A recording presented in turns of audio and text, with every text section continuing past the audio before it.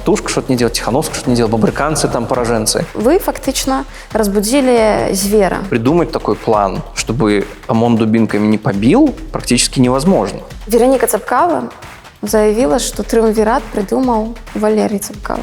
Это правда? Нельзя там ехать к этим бабрыканцам, что они там вас обманут, что там, в общем, там полный скандал. На что вы различивали? Что Ярмошина подлічить правильно голосы? Очень важно признать, что Лукашенко удалось в 2020 году удержаться у власти. Твой батька ведал Бабарику? Мы в штабе искали руку Москвы. Либер занимается фигней? Может, вопрос не в том, чтобы быть самым классным революционером, а вопрос в том, чтобы подумать, как нам выйти из этой сложной ситуации.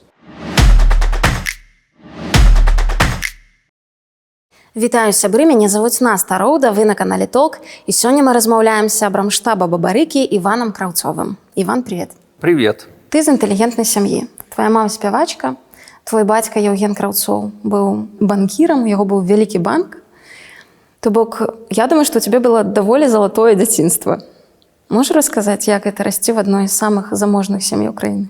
Ну, слушай, наверное, не было оно золотым, потому что все-таки мой отец, у него был всегда определенный такой угол на достаток, да, то есть у нас не было никаких коттеджей, не было там золотых каких-то унитазов и вот этого всего. Мне кажется, большую часть расходов занимала техника, то есть это да, то есть у нас были всегда самые там последние компьютеры, самые последние какие-то проигрыватели, там, не знаю, мини-диск формат, там, дат-кассеты, то есть того, что, обычно ты не встретишь.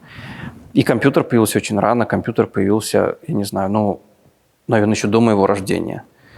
И, это тоже немножко повлияло, я поэтому хорошо пользуюсь компьютерами благодаря этому.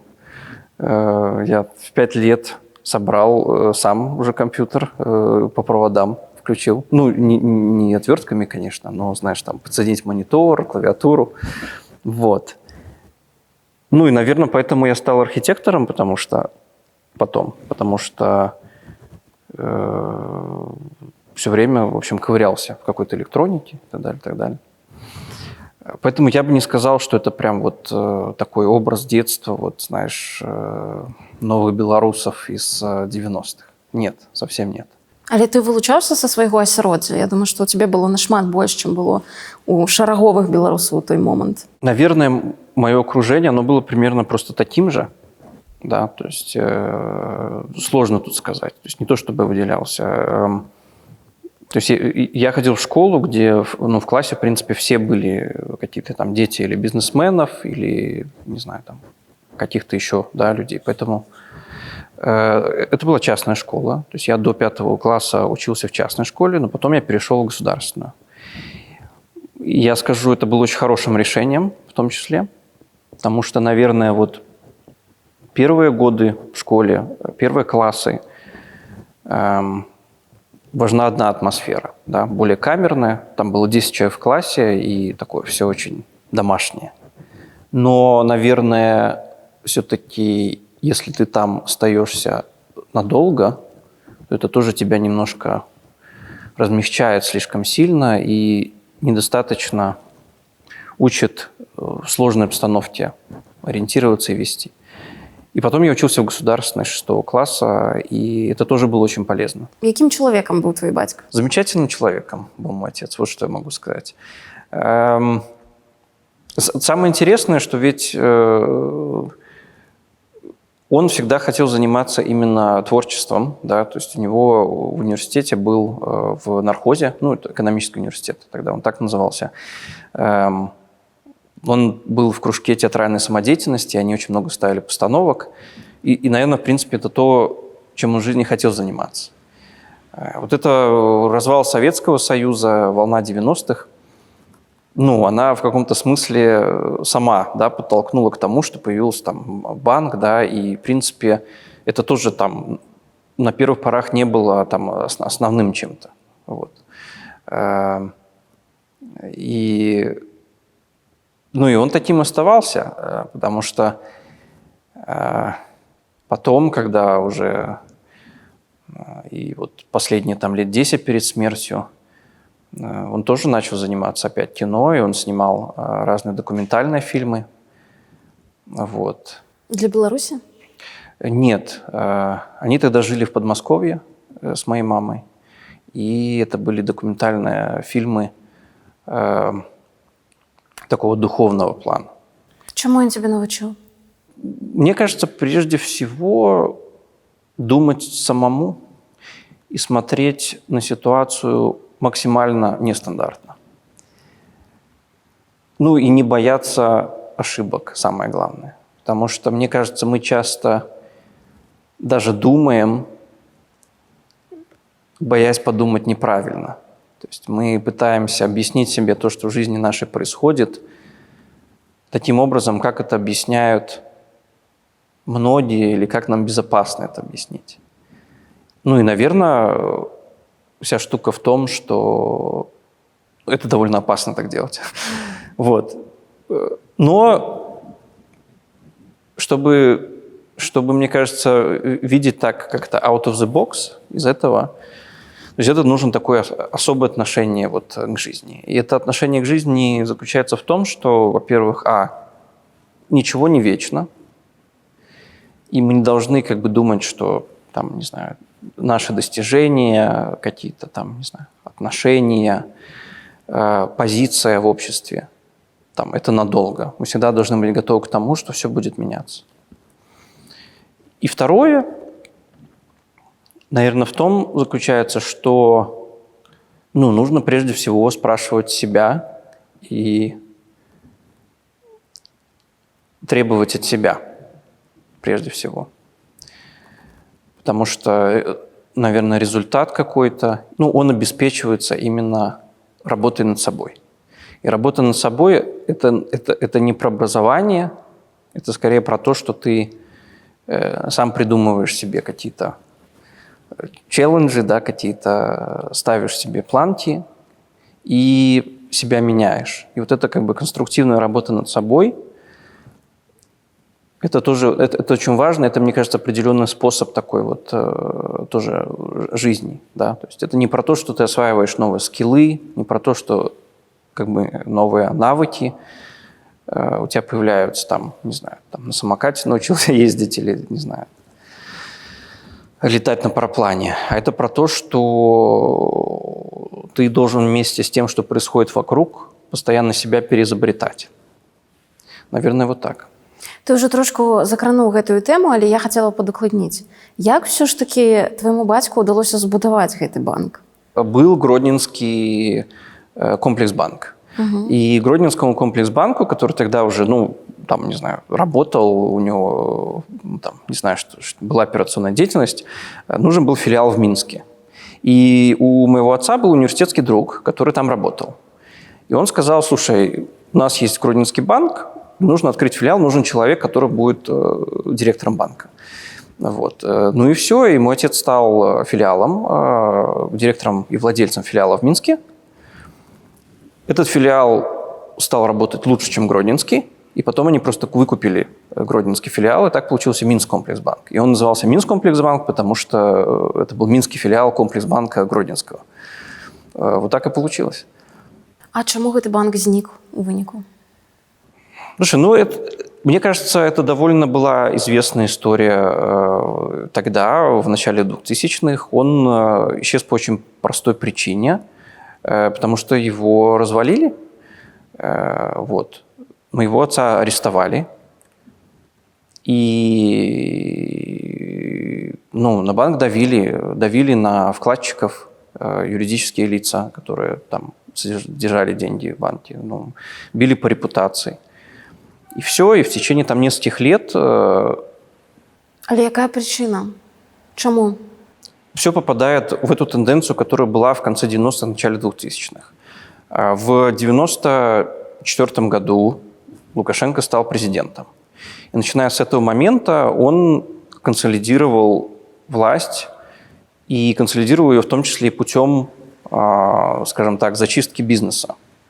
И, наверное, Минскомплексбанк, за то, что он был достаточно крупным, это был один из последних там, банков, который оставался полностью частным и который оставался вот, неподконтрольным, достаточно независимым.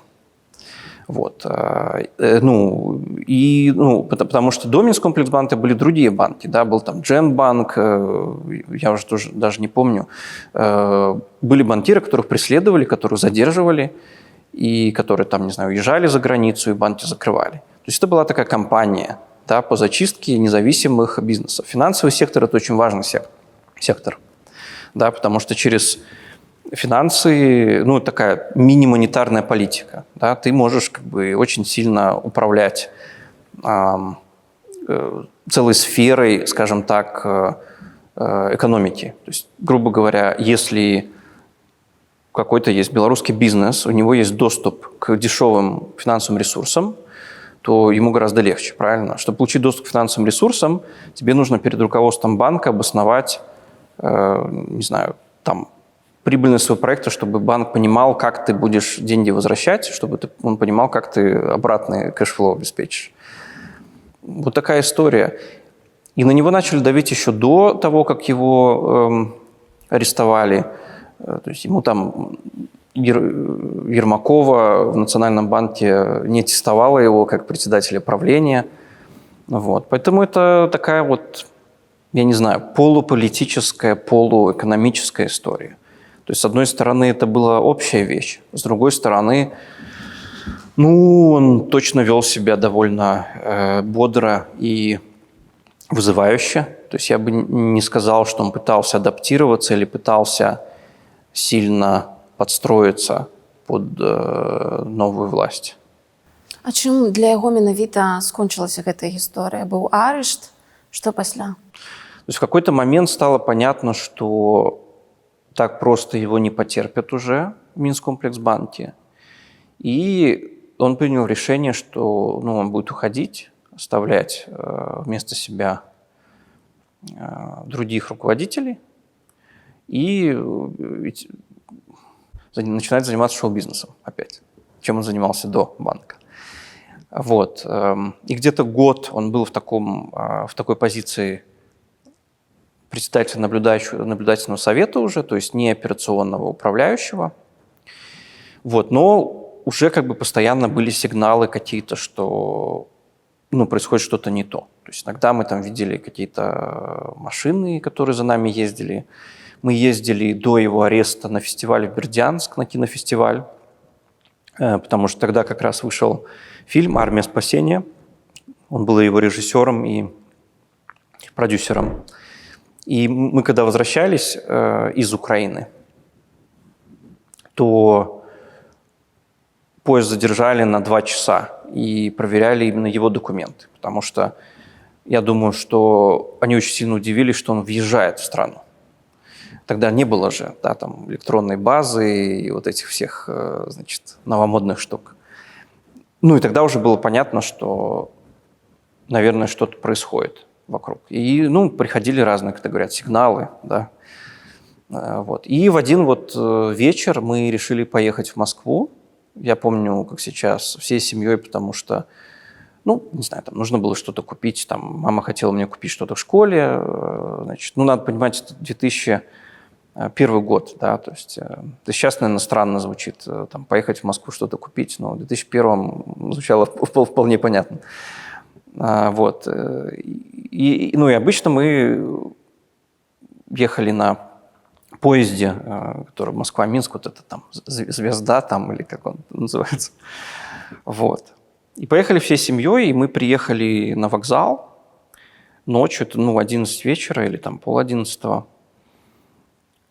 Пришли на платформу, и там уже как бы были какой-то милиционер ходил. И он дает документы проводнице дает милиционера. Милиционер подходит и говорит: подождите. И мы ждем где-то 10 минут, и прибегают ребята из КГБ. И все, и говорят: Евгений Иванович, вы задержаны. Вот. И все. После этого он был 1,5 года в СИЗО КГБ. Чым той досвед для яго скончыўся? Ты памятаеш штосьці? после полутора лет в СИЗО КГБ он еще был 4 года в колонии в Бобруйске. Вот. Ничем хорошим это не закончилось. То есть он подорвал здоровье. И вот, я думаю, что, конечно, это его поменяло и как личность, я думаю. Самое главное, что вот это такой перелом, наверное, он происходит именно вот после суда. И мне кажется, и мы об этом, я думаю, еще поговорим точно, я уверен, про политзаключенных, которые сейчас. Все-таки в СИЗО, когда ты находишься, то у тебя есть ощущение того, что ты борешься, да? Там суд, не суд какой-то, ты думаешь, а может получится договориться, а может мне дадут не 9, а 6, ты считаешь. Но когда тебе уже дали, и ты понимаешь, что ты должен 5 лет сидеть в колонии, просто ничего не делать, это совершенно другая ситуация. И с ним произошло то же самое, потому что мы ходили к нему на свидание в СИЗО КГБ. То есть, мне было 13 лет, и я помогал маме собирать передачи, и мы потом шли, и ты приходишь, там такое бюро пропусков, и сидишь 2 часа, ждешь. Вот, и потом за этими сетками, да, идешь через дворик, а там, знаешь, люки такие, 54-го года еще постройки, и все такое сталинское. Вот. И да, и что такое свидание в СИЗО КГБ? То есть это такая маленькая комната, я не знаю, может, 3 на 2 метра, кабина с пластиковым стеклом, с дырками. И все, и ты сидишь, он там за стеклом, а ты здесь. Что-то там разговариваешь, обсуждаешь. І ён сидзеў ад званка да званка. Да. Як цябе гэта змяніла? У падлеткавым узросце цябе на 5,5 гадоў пазбаўляюць твайго бацькі? Я думаю, что это было, с одной стороны, тяжелое, но очень полезное столкновение с реальностью. Я думаю, что после этого точно я понял, что не все зависит от тебя. Что все-таки любой результат – это комбинация ситуаций, усилий других людей и твоих усилий. Что даже если ты в себе очень уверен, у тебя самое лучшее, не знаю, знания, навыки, самый лучший план, но если тебе просто не повезло или как-то против лома нет приема, то не факт, что все получится. И мне кажется, это важная вещь, потому что это заставляет тебя думать не только о том, не сосредотачиваться на себе. И когда ты что-то делаешь, еще думать о том, в какой ситуации ты это делаешь, и что вокруг тебя происходит, грубо говоря, и ты как-то против ветра плюешь или по ветру. Я думаю, вот это самый важный урок. И второй урок, да, в том, что нужно быть очень аккуратным со своими ожиданиями. Оптимизм – это хорошо. Я сам бы назвал себя скорее оптимистом. Хоть те, кто меня знают, знают, что я люблю покритиковать и все, но слушай, я все-таки оптимист, потому что все, что я делал пока и на Минском часовом заводе, и в архитектуре, и, слушай, в штабе Бабарика, это все исходит из позиции того, что мы можем получить какой-то лучший результат, чем сейчас есть. Вот. Да, но с другой стороны, надо понимать, что за эмоциональную накачку, за ожидание ты потом получаешь тоже за это цену. Вот. Поэтому, с эмоциями нужно быть аккуратно. Вот, наверное, такой. І каб скончыць ужо гэтую гісторыю, я ўдакладню. У вас тады дзяржава забрала маёмасць грошай ці не? Да, то есть, честно говоря, имущества было не очень много, как я говорю. Оно было Ну, это, я говорил, не золотые унитазы. Большую часть денег отец потратил именно на съемки кино. Это 2 полнометражных фильма. Вот «Армия спасения» и «Золотой автомобиль». То есть «Армия спасения» там тоже шла в кинотеатрах, шла там по Первому каналу российскому. То есть, ну, это был такой, по крайней мере, более-менее известный кейс. Поэтому, ну, грубо говоря, какой-то прям собственности, знаешь, не было забирать. Чтобы... Ну да, все было конфисковано. Ну, деньги на счетах, конечно, тоже. Но деньги, как известно, не только бывают на счетах, правильно? Поэтому сложно конфисковать то, что ты не можешь конфисковать. Поэтому какие-то деньги оставались, но мы с мамой все потратили, наверное, в течение этих там 3-4 лет. Я скажу, что к тому моменту, когда он уже вышел из тюрьмы, в принципе, уже абсолютно ничего не осталось от того, что было вот накоплено там в 90-х, 2000-х. Твой батька ведаў Бабарыку? Да, ты знаешь, оказалось, что знал. Мне причем об этом написал сам Бабарика уже год спустя из СИЗО. Вот, там произошла такая история, что когда вот мой отец тогда как раз уходил из банка, то они искали нового председателя.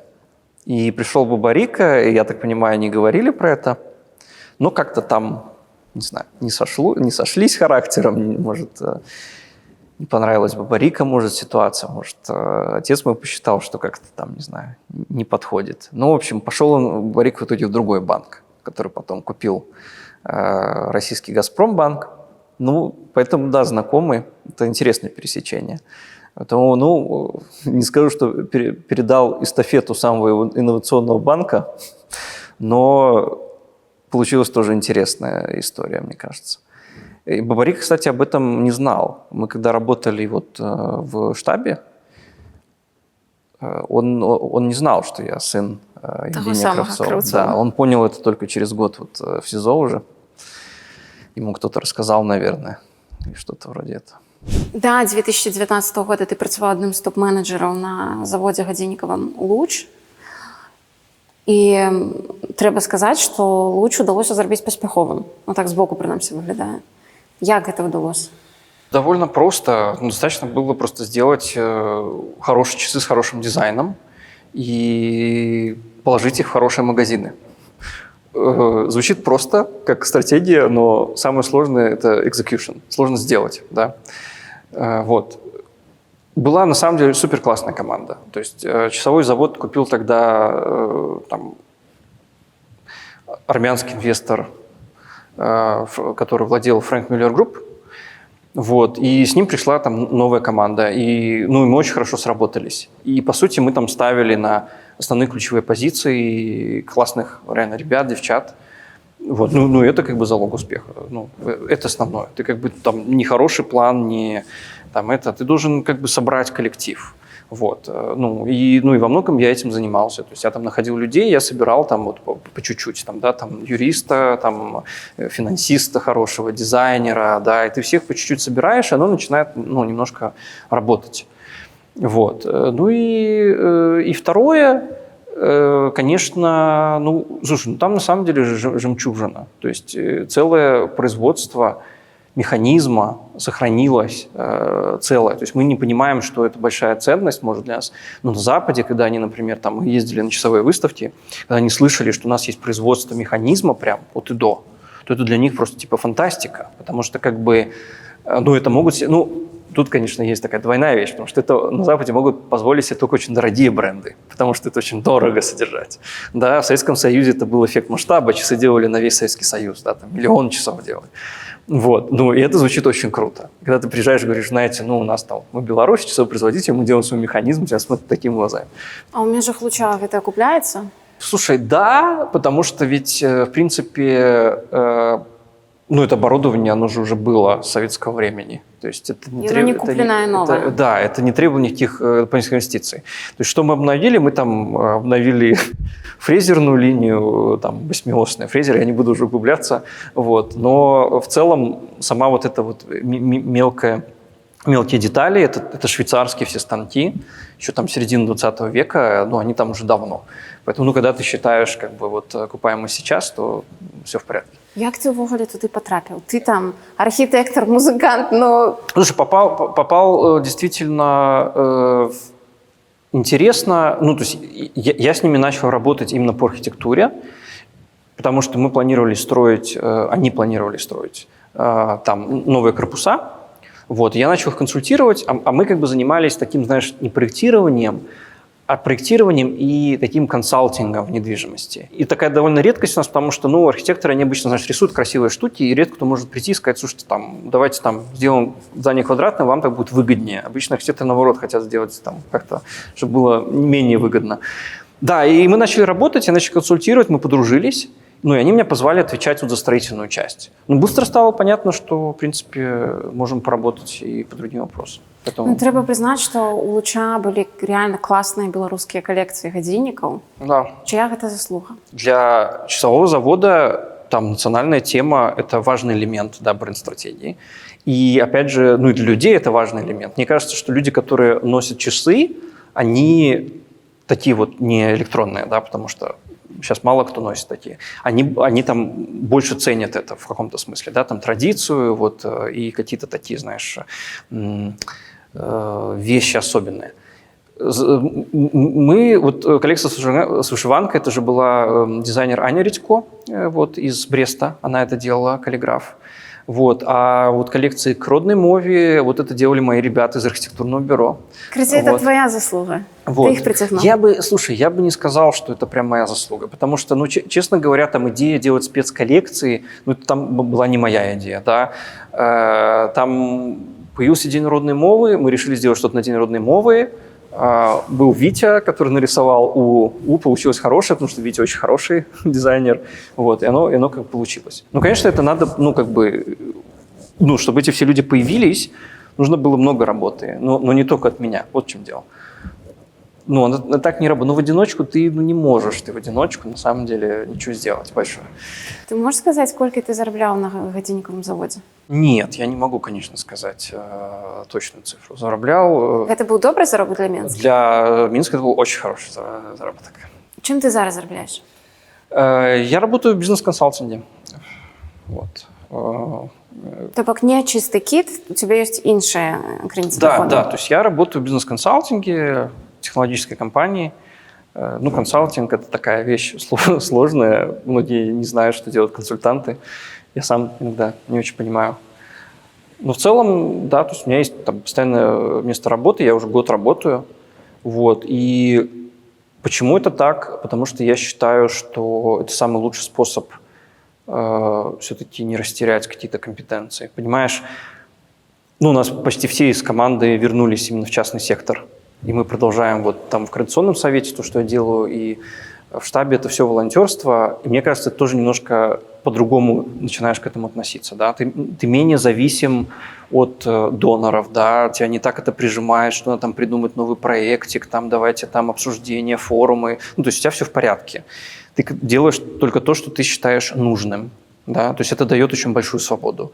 Ну и второе, как бы, ну, навыки. Все-таки когда в коммерческом секторе, ну, белорусский гражданский сектор, он, ну, особенно сейчас в миграции после 2020 года, он не очень большой.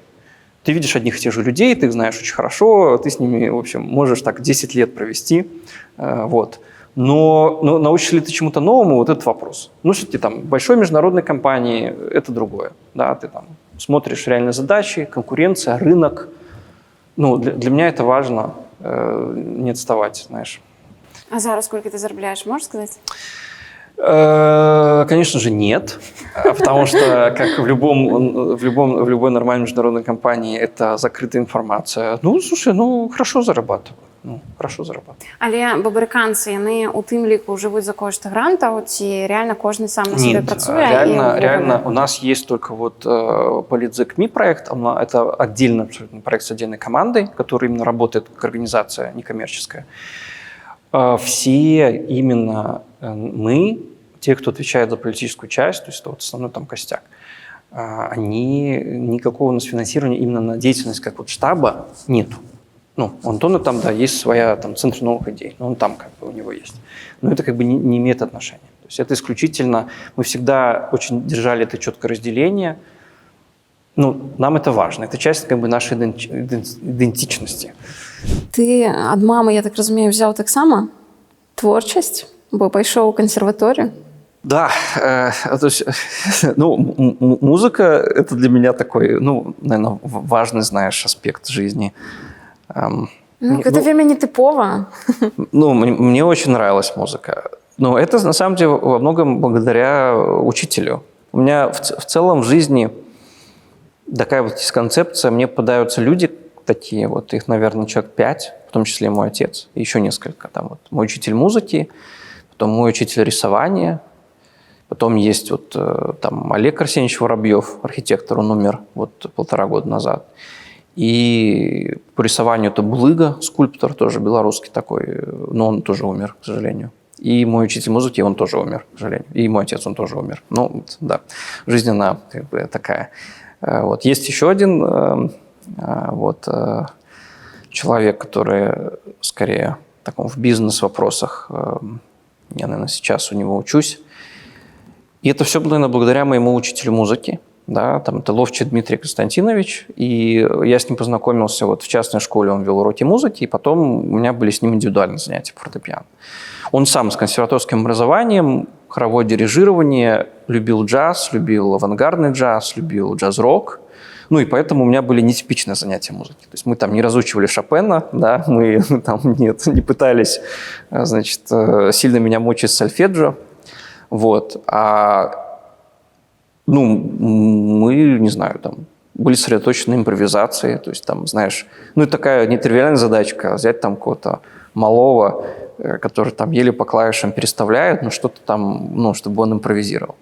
Але твой инструмент який? Фортепиано.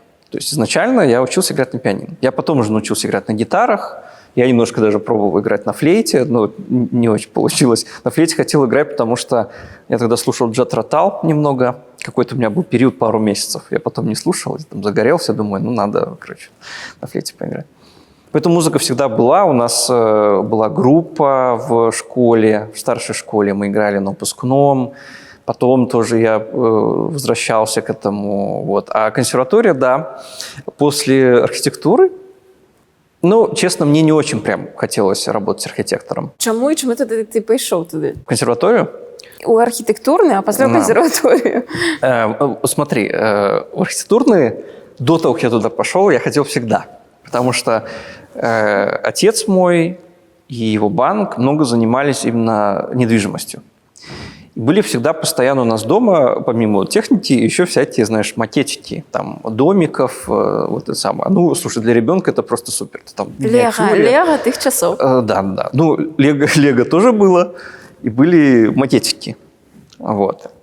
Ну, и у меня есть еще книжка такая, там, не знаю, знаешь, где записывают, там, кем ты хочешь стать, в каком этаже ты живешь, в каком доме. Там, у меня там записано еще там, в 7 лет, что хочу быть архитектором. И потому что вот Олег Арсеньевич Воробьев, он проектировал вот это здание на Мясникова, где был офис, и я к нему в детстве ходил в мастерскую, и тоже там я видел, как они там режут эти машинки, мне казалось просто супер.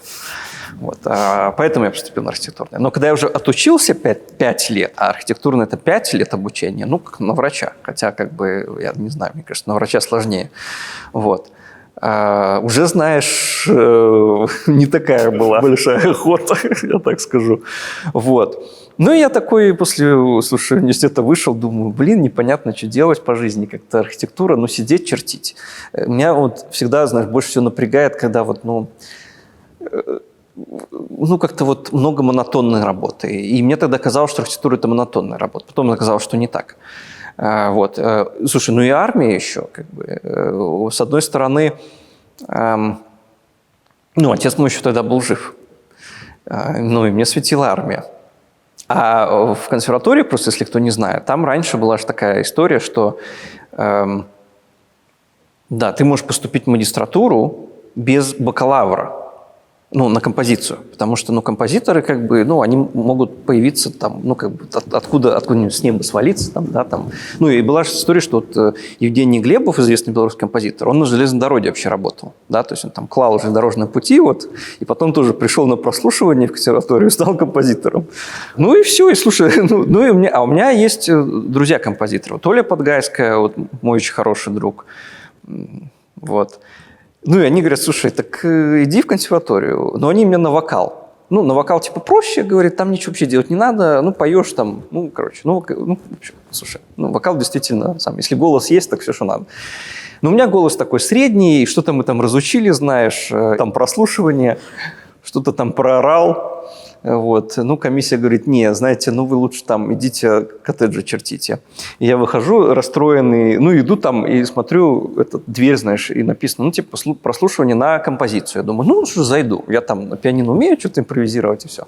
Зашел, там Дорохин сидит, вот. Ну и говорит, ну сыграй там что-нибудь. Ну я что-то сыграл. Он говорит, ну все, приходи. Да, и все, я попал в магистратуру, в консерваторию, отучился там полгода и потом бросил.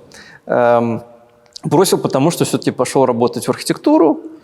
Ну и работы было много, и были реальные проекты, и мне уже начало нравиться. А вот в консерватории мне уже перестало нравиться, потому что там сольфеджио, и вот это все началось. Вот. Ну и все, и бросил.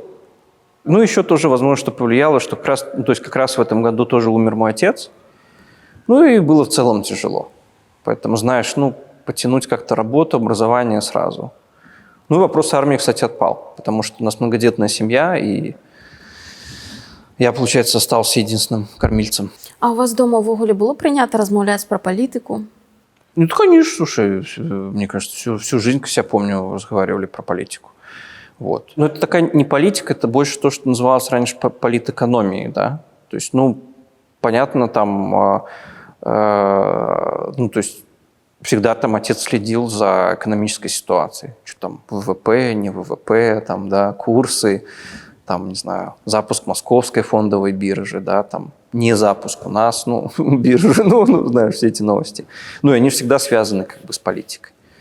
Я помню, там, в 99-м году смотрели, там, когда Путин в России пришел к власти, я скажу, что были у нас... у меня ничего не было, это понятно, но там мой отец, у него были очень плохие предчувствия. Потому что ему не нравилось, что приходит КГБшник, да, к власти. Он говорил, ничего хорошего из этого не выйдет, например. Поэтому, да, конечно, политика постоянно обсуждалась. Это вообще без вопросов. А Лукашенко, он бачыў ужо ў 94-м годзе? Мне кажется, это не исключение. То есть, мне кажется, практически для всех людей, у которых в 90-е жили более-менее неплохо, плюс которые, там, не знаю, можно было считать тогдашним каким-то, не знаю, там, средним классом или людей там с высшим образованием и с хорошим высшим образованием, мне кажется, для всех Лукашенко тогда был не их кандидат. Да? Вот. А за кого голосовал твой батька? Что, я не знаю, честно говоря. А ты упісаўся ў каманду Бабарыкі? Да. Менавіта тому, что у тебя в семье такая история? Слушай, несколько моментов. Что бы я ни делал в Беларуси, то есть мы там, не знаю, проектировали, строили дома, потом на часовом заводе я работал. То есть и ты на каждом шагу сталкиваешься с тем, что тебя раздражает. С этой знаешь, я не знаю, как сказать, с этой такой неповоротливой системой, которая, понимаешь, направлена на то, чтобы реально мешать, чтобы мешать инициативе, чтобы, понимаешь, тут такой, понимаешь, плесневый этот запах этой, понимаешь, системы. И ты с этим сталкиваешься снова и снова. И ты даже хочешь про это забыть, но она не дает тебе про это забыть. Ты идешь в Министерство промышленности, и ты это, понимаешь, спотыкаешься об этом. У каждой двери, понимаешь. А когда ты понимаешь, что это все связано, в какой-то момент ты приходишь к выводу, что ты можешь сколько угодно, не знаю, рисовать самые красивые дома, но это принципиально ничего не изменит. Ты можешь быть самым лучшим, не знаю, там, музыкантом. Ты можешь делать что-то очень хорошо. Знаешь, теория малых дел, да, есть известная. Что давайте все будем делать хорошие маленькие дела и все так далее. И я помню, у нас был даже спор с Гошей Заборским по поводу улицы Октябрьской. И Гоша Заборский такой говорит: ой, улица Октябрьская, это револьверное развитие. Вот у нас сейчас, значит, появился уголок Запада, и он размножится, и, значит, весь мир засосет. А я тогда еще написал, говорю, что придет ОМОН, и всех этот ваш хипстерский уголок разгонит. Ничего не Блин, будет. ну это не значит, что не треба робить и спробовать. Нет, это не значит. Но это значит, что ты тоже должен понимать как бы обстоятельства и понимать, что, ну, иметь какой-то, не знаю, план или point of view хотя бы на это, да. То есть, ну, как бы, и тоже относиться к этому не так, что, типа, знаешь, вот, ну, как-то ты должен все время так держать контекст политический в голове. Ну, когда Виктор Бабарико объявил, что он будет идти на выборы, ну, я сразу не пошел к нему в штаб, потому что, ну, было непонятно. Было круто, но было непонятно. Но вот когда он сказал, что у него 8 тысяч человек в инициативной группе, я пришел на следующий же день. Вот. Потому что 8 тысяч человек, то есть у меня было понимание, что да, это значит, что есть отклик, это значит, что есть ресурс, это значит, что реально может что-то поменять. Ну, достало уже просто. Уже, понимаешь, ну, хотелось жить в нормальной стране. Я, очевидно, не один такой, судя по тому, что было в 2020 году. Але слухай, вось ты уже заговорил про такую наивность многих молодых, так, и небитых.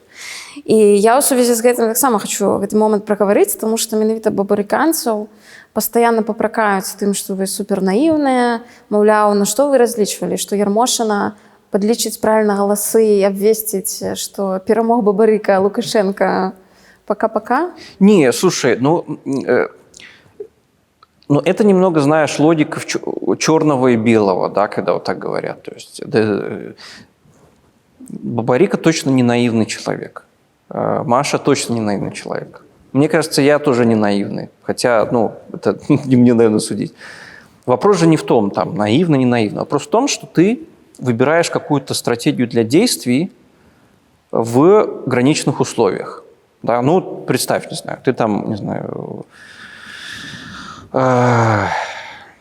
гонка какая-нибудь. Ну, и ты понимаешь, да, что у тебя там шансов мало. Но ты как бы пытаешься проскочить. Ты там вот понимаешь, что как бы, ну, есть 10% шанс, что ты вот между этого буйка проскочишь.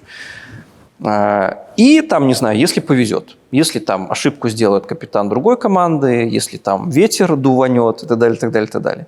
То есть для тебя это все равно как бы просчитанный риск.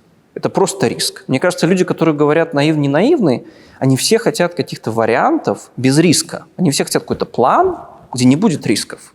Знаешь, такой план победы, где, вот это план, который 100% нам гарантирует все. Нет, это был план, который гарантировал, не знаю, на 20%, наверное. В самом лучшем случае, не знаю, в июне. Да? К августу это был уже план, который на 10% что-то гарантировал. Вот, но это ж надо понимать. Поэтому как бы это немножко совершенно другая логика. Я крайне рекомендую именно такой логикой пользоваться. Потому что вот логика как раз того, что мы должны заранее все понять, просчитать и не действовать вот с точки зрения вероятности, она ведет, наоборот, к парализации. Потому что ведь придумать такой план, чтобы ОМОН дубинками не побил, практически невозможно. Ну и все, у тебя нет плана, ты ничего не делаешь. Поэтому абсолютно нормально. Ведаеш, яшчэ і зяноновцы, і ліберальнае крыло лукашэнкаўцаў ставяць у піку той факт, што вы фактычна, тому што Бабарыка быў суперпапулярны, разбудзілі звера, так, который мог бы далей там спаць, і все было б окей. Там 2019 год, умоўна, так, все шчаслівыя, все класна. Але умоўна, па факту Бабарыка стаў пешкай у гульні Масквы, так, которая выкарыстала гэта для того, каб сутыкнуць Лукашэнку з захадам, так, то бок, магчыма, Бабарыка і сапраўды меў нейкія намёкі на тое, што Масква будзе за ім стаяць, што яго падтрымаюць, а па факту як бы кинули ваўкам у турму. Ну, слушай, наверное, два момента. То есть, я в штаб пришел вместе с Антоном Роденковым. Антон Роденков известный деятель гражданского сектора. Я тебе скажу так, что мы первые 4 дня, в принципе, занимались с ним тем, что мы в штабе искали руку Москвы. Потому что нам тоже не было, знаешь, точно мы не хотели участвовать там в постанове. Антон, я знаю, он как консультант там заходил в штаб Цепкала тоже там на пару часов посмотреть. То есть мы как бы изучали. Но мы не нашли руку Москвы. Мы поэтому там остались. Но я тебе честно скажу, что там первую неделю точно мы как бы только вот этим занимались. Смотрели там какие-то файлы людей, пытались там слухи собирать, кто консультирует, нет ли политтехнологов, там откуда социология, да, не делают ли россияне, ну, чтобы понять как бы это обстоятельство. Поэтому по року Москвы, ну, слушай, Гэта мы не цікава, нашли, але мы я не трошку нашли. нават пра іншае, пра тое, што ясна, што гэта магло там нефармальна, не публічна, не пісьмова, там яму падміргнуць дзесьці там у Маскве, што ідзі, як бы ў момант X мы станем за тобой, так? Ну, это уже, ну, я не знаю, как это прокомментировать, честно говоря. Ну, то у него надо спрашивать. Ну, мне-то никто не подмедил. Вот, поэтому. По поводу разбудили, слушай, да, есть такое мнение. Это не только Поздняка, мне кажется. Там, может, и Женя Придейман, там, так, и я имею в другие. виду, что они вот тоже такое. Популярная позиция. Слушай, в этом есть определенная логика. Но эта логика, опять же, как мне кажется, делает, знаешь, такую ошибку лидерства. То есть почему-то все люди думают, что все вот зависит, там, не знаю, от Бабарика там, или там, от кого-то еще. Ну, есть динамика общества, да. Ну, это как, знаешь, ну да, наверное, может быть, в идеальной ситуации, с их точки зрения, да, такой мягкий транзит, который там они промотировали постепенный, с точки зрения этой стратегии, ну, это был супер неудачный ход, конечно. Но опять же, ты не можешь все контролировать. Ты не можешь как бы общество контролировать, знаешь, как автомобиль. Это не так, что ты там руль влево, руль вправо. Руль влево, все, там, все сидим тихо. Назрело уже, понимаешь? Ну, а если оно назрело, не Бабарика появится, кто-нибудь другой появится. Накапливается энергия, требует выхода. Ковид. В целом смена поколений. В целом смена обстановки в стране. Ну и выборы назначили на лето. Ну, были бы выборы зимой, я тоже не уверен бы, чтобы так было.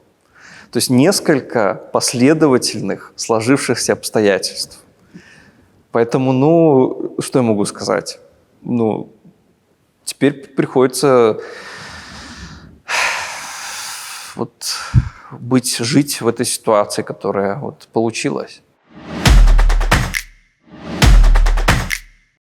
Сябры, калі вам падабаецца гэтае відэа, калі ласка, пастаўце лайк. Гэта дапаможа нам трапіць у тренды Ютуба і больш людзей зможа пабачыць гэтыя і іншыя нашыя відэа. Дзякуй, што вы з намі. Якая была твоя роль у штабе? Слушай, я отвечал за такую организацию медиа и пиар.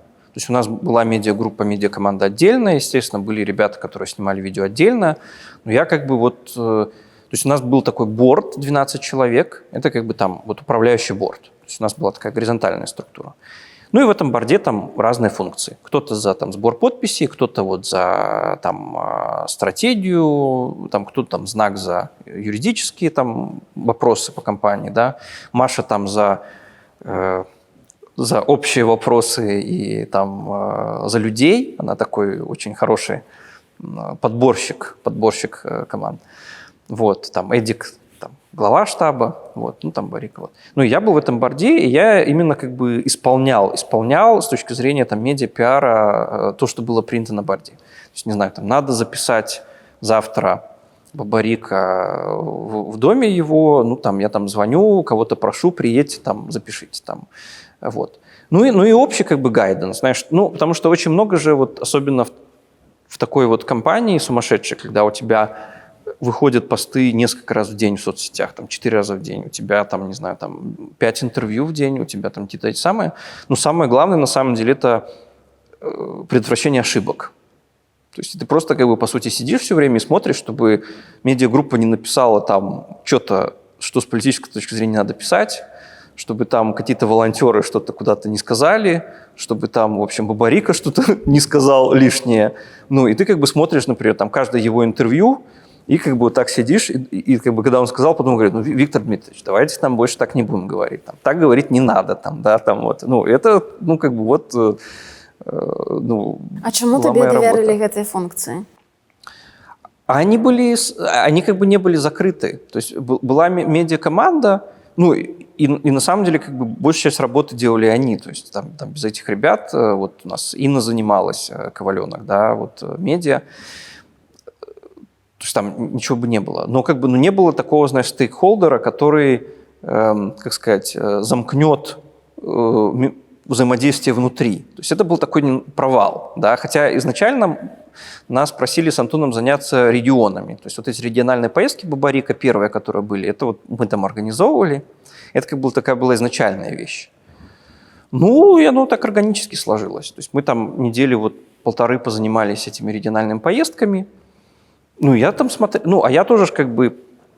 Меня с часового завода тоже, и раньше такой есть, знаешь, опыт. То есть я там, не знаю, там смотрю, там чего не хватает. Да? То есть я так не утыкаюсь в пол, а пытаюсь посмотреть, как бы, что у нас вообще в целом происходит, общую картинку.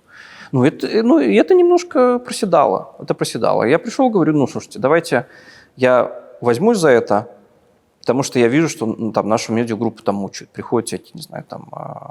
что у нас медиа и пиар – должен быть главный процесс вообще, главный, а у нас это обслуживающий. Да? То есть они просто реквесты выполняют. А он должен быть как бы, лидировать, потому что это вот оно, имидж, все. Я говорю, я как бы вот буду лидировать. И говорит, лидируй. Расскажи про свое першее уражение от знакомства с Бабариком вживую уже. Слушай, очень позитивный человек, то есть очень позитивный, очень бодрый, живой. Каждый практически в своей жизни встречал таких людей, которые там, не знаю, у них есть там масштаб личности. Это тоже понятно. Оно как бы, знаешь, тоже вот складывается. Это же не только потому, что он такой красивый, да. Это тоже, то есть он там 10 лет был председателем одного из самых крупнейших банков страны, да. Это тоже тебя меняет, да. Ты тоже начинаешь по-другому смотреть на вещи, с других, как бы, не знаю, высот. Это тоже подкупает. Когда ты встречаешь людей, которые там видят ширше, это такая вещь. И он очень позитивный, и самое главное, у него такая очень, знаешь, простая и приятная манера общаться с другими людьми. То есть у него нет никакого там опломба, нету какого-то снисхождения. Вот. Это, конечно, я бы сказал, редкость, наверное. А Мария Колесникова, якой тебе подалась? Маша тоже супер. Знаешь, может быть, это тоже с музыкой, вот, мне кажется, связано. Вообще музыка, мне кажется, развивает определенное чутье, нюансов. И вот Маша, она очень хорошо разбирается в людях. И она поэтому как бы была таким кадровиком, да. То есть она как бы смотрит на человека, и ей, в принципе, там за пару минут становится примерно понятно, как бы, знаешь, портрет, да, там какой-то. Вероника Цапкала заявила, что триумвират придумал Валерий Цапкала. Это правда? Это правда. Серьезно? Да, это правда. Как это было, расскажи.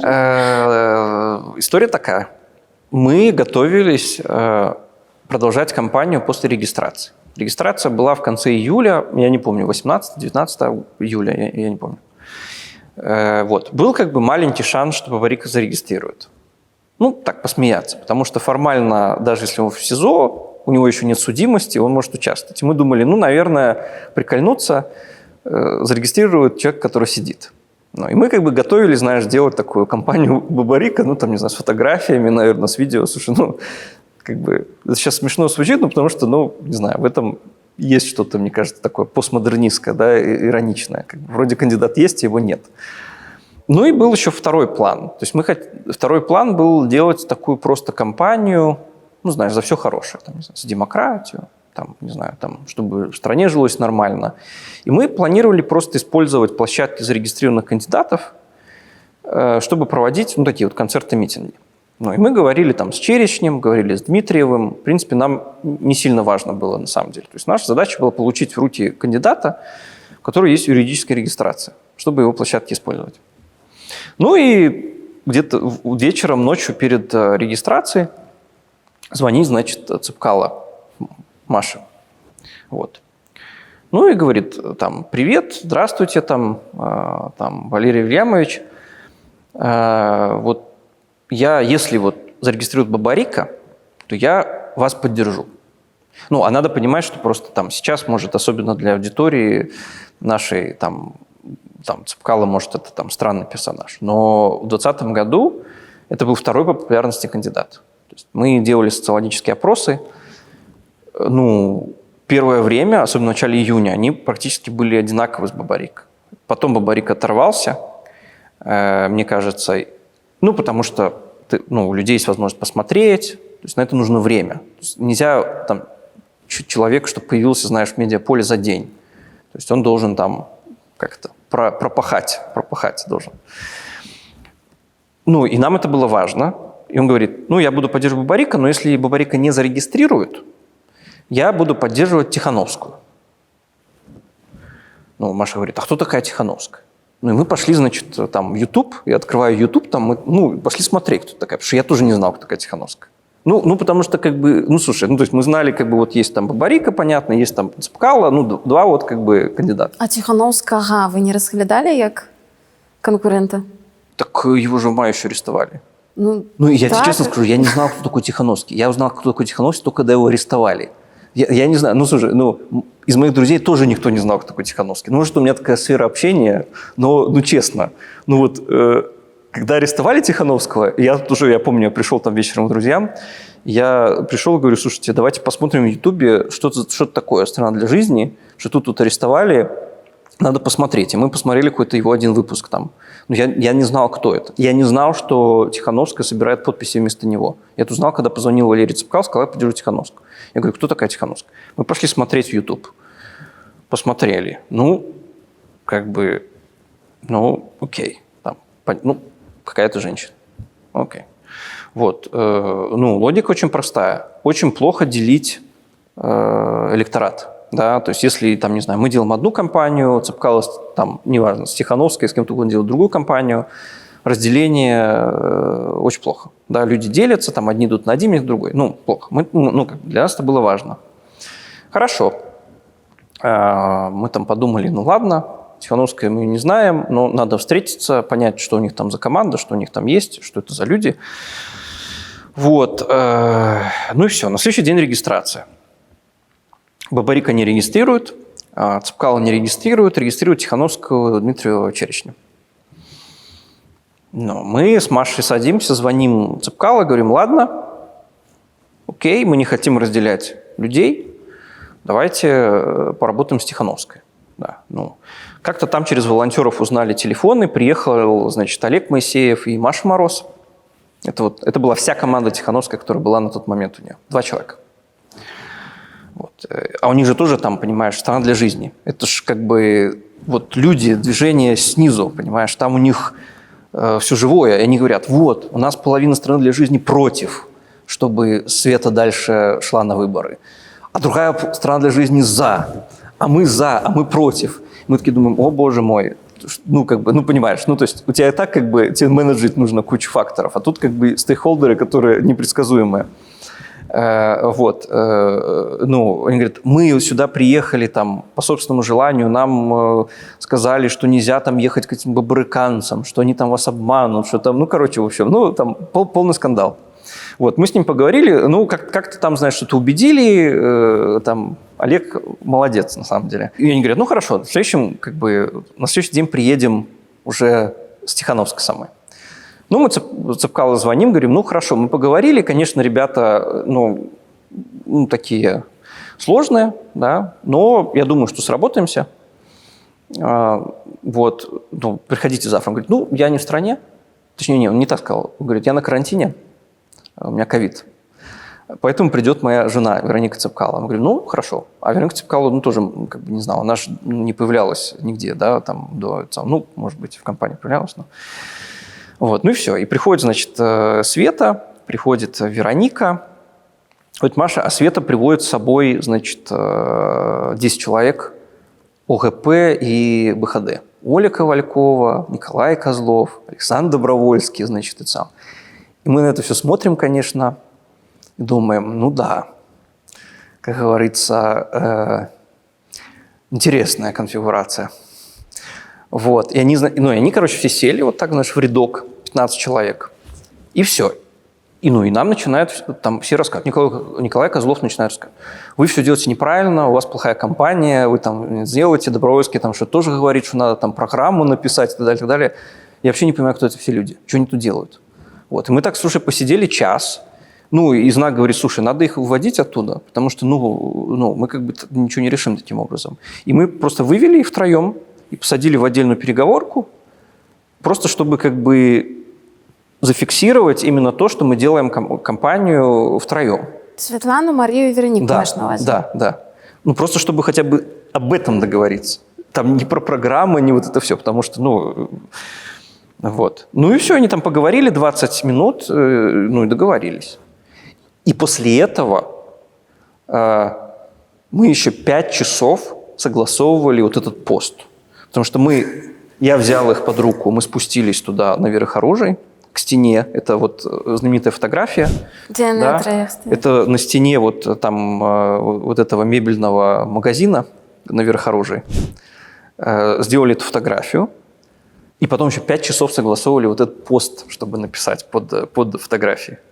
Потому что там, Валерию Юлиановичу там не нравится порядок пунктов. Что сначала там нужно то, это то. Значит, «Страна для жизни» говорит, в посте должен быть Тихановский. Мы говорим, слушайте, при чем здесь Тихановский? Мы вообще как бы к Тихановскому не имеем отношения. То есть это просто, это именно огромный объем какой-то внутренней такой, знаешь, не ругани, но сложной коммуникации, которая за этим стоит. Окей, расскажи, як з'явилися всі ці 3 знакомитые символы? Тоже случайно. У Варика был свой символ сердца, его придумала Маша, кстати, и он тоже не сразу появился, потому что мы меняли брендинг. У Цепкала сразу было Валерий, потому что на самом деле мы сначала хотели тоже Виктор Варика, но Цепкала это уже занял. Вот. А у Тихановского был кулак, вот, поэтому вот это, да, это действительно произошло чудо. И потом, но мы даже этого не увидели, чтобы ты понимала. Мы не увидели этих символов. И только после того, как Тоня Слободчикова нарисовала, значит, вот эти символы, я в Facebook захожу, смотрю, думаю, точно, пошел народ. Нормально. Я ей пишу, слушай, говорю, а можно мы как-то заиспользуем? Говорит, конечно. И все, и мы потом эту картинку везде использовали как символ кампании «Объединен». Ведаеш, пасля дня выбораў, пасля 9 жніўня, былі першыя пратэсты, такія вельмі сумбурныя, хаатычныя. Яны адбыліся самі па сабе, там ніхто нікога ні да чого не заклікаў. І тады бабарыканцы засталіся як бы трошку ў баку і не падтрымлівалі ў першыя гэтыя дні пратэсты. Чему? Во-первых, на тот момент бабарыканцев не совсем существовало, ведь это до сих пор было трио, я хочу напомнить. Поэтому я не знаю, правильно ли так формулировать вопрос. То есть, Вероника уехала за день перед выборами, но Света была у нас в штабе, и Маша была на штабе. Поэтому я бы сказал, что трио не поддерживало эти протесты. Давай скажем так, але мне цікава паразважаць, што тады у вас адбывалася, як вы разважалі, як вы бачылі ситуацию, что робить? Честно говоря, мы думали, что нас просто арестуют. Поэтому, после вот этой, знаешь, там эйфории первого дня, когда появились какие-то протоколы реальные, где там Тихановская побеждала, там произошло первый раз за долгое время, да. После того, как понятно стало, что мы зафиксировали огромное количество нарушений, мы просто думали, что нас в 5 утра арестуют. Мы спали все в офисе, никто не уходил. И, в принципе, мы в следующий день тоже просто сидели и ждали, когда нас арестуют. Поэтому не было даже какого-то... то есть мы видели, что происходит, что с этим делать непонятно. Мы ночью пытались дозвониться, мы звонили министру МВД, да, звонили в администрацию президента. Вот. Чтобы они чтобы они прекратили насилие, да. Потому что если бы они нам сказали, что окей, мы там, не знаю, убираем ОМОН с улицы, мы бы это сказали тоже. Мы бы сказали людям, слушайте, давайте все будем успокоимся, не уходят, да. Ну, слушай, мы дозвонились, но мы там попадали на каких-то пресс-секретарей, которые там на Чемоданову там или куда-нибудь еще, которые там, ну, что-то там отвечали такое невразумительное. Вот. Ну, было непонятно, что делать. Это был абсолютно стихийный протест. Надо понимать, что ну, мы же не готовили никаких групп военных, да, мы не готовили никаких отрядов, да, то есть, и, ну, а люди, видимо, что-то готовили, да, потому что в эти первые дни там реально какие-то, я так понимаю, там были, ну, там реально были те столкновения, да, это были самые жесткие дни. У вас не было плану на протесты послевыборчие? Да, то есть план всегда был национальный диалог. То есть не было никогда плана за лето 2020 года нигде в штабе, не знаю, там, потом его называли объединенный штаб, но это тот же штаб, чтобы делать революцию. Да? То есть мы делали выборы, и мы делали опрокидывающие выборы. То есть это выборы по делегитимизации Лукашенко, это выборы массовые. После этих выборов либо начинается диалог с властью об изменениях, либо он не начинается. Он не начался. Але ў гэтым сцэнарыі сыход Лукашэнкі быў? Ну, Ці толькі перамовы з Лукашенком? переговоры – это процесс. Ну, ты же не знаешь, как бы, что в результате переговоров получается. И ты знаешь, ведь вот до выборов, до насилия, но отношение было тоже другое. Тоже. Ну, сейчас мы, знаешь, так говорим. Боже мой, переговоры с Лукашенко. Но в августе 2020 года это не вызывало вообще никакой негативной реакции. Мы со сцены, Светлана говорила, мы говорили, что, слушайте, да какая разница, что там Лукашенко? Пусть будет на пенсию, да, пусть живет там где-то еще. Ну, людям, в принципе, не очень важно, что будет с Лукашенко. Людям важно, чтобы закончилось вот это все, понимаешь? Чтобы закончилось это говно. И тогда это по-другому воспринималось. Поэтому, конечно, переговоры с Лукашенко. Мне цікава яшчэ пасля таго, як вы з Антонам выехалі за мяжу, і ўжо тады сфарміраваліся бабарыканцы пасля, так, мы ўжо зараз ведаем вас як асобную сілу. У вас былі спробы скантактавацца з Ціхановскай, может быть, долучиться до офиса? Да, конечно. Ну как, мы скорее переформировались, да, потому что мы же были в Минске до ареста основного костяка. То есть до сентября, когда арестовали Машу, арестовали Знака, Салея, да, разгромили штаб. То есть, в принципе, мы продолжали функционировать. И там Координационный совет тоже создавался нашей командой, да, и на базе штаба Барик. Вот. После того, как всех арестовали, мы с Антоном смогли убежать, я бы так это назвал. Мы сразу поехали в Вильнюс. Вот. И там как бы происходило несколько параллельных процессов. То есть примерно в это же время, когда вот мы там уже дохаживали последние свои дни по Минску, в Вильнюс приехал Франок Вечерка, вот, и стал таким лидером нового штаба Светланы Тихановской. Потому что как бы, тут тоже надо понимать, что тот офис, который сейчас в Вильнюсе, он как бы вообще не имеет никакого отношения к той команде, которая была в Минске. Да? То есть Светлана Тихановская переехала, но команда образовалась новая. Да, это уже ее команда полноценная. До этого у нее не было своей команды. Мы приехали, и уже, пока мы ехали, потому что мы там 3 дня были в Украине, мы потом там день были в Варшаве или 2, пока мы ехали, мы приехали, и там уже сидит много людей. Да, они все, как правило, уже выехали где-то до этого, кто-то там раньше, кто-то позже, кто-то там вместе с нами прямо в это же время. Но уже, да, приехали, уже был офис, уже сидит довольно много людей. Вот. Но ты знаешь, и была очень позитивная атмосфера. И вот, честно говоря, мы на этом моменте не сошлись. Потому что мы приезжаем после того, как у нас арестовали почти всех, после того, как мы еле убежали от КГБ, после того, как понятно, что уже идет, не знаю, там, 3-й, 4-й массовый протест, и ничего не происходит. И мы были очень пессимистичны. Мы понимали, что еще неделя, 2-3, и все. Но люди перестанут, они начнут меньше ходить. То есть это неизбежно. На переговоры никто не вышел. Да? Лидеры сидят. Но мы были очень пессимистичны. А мы приезжаем, а там все, ребята, через месяц поедем домой.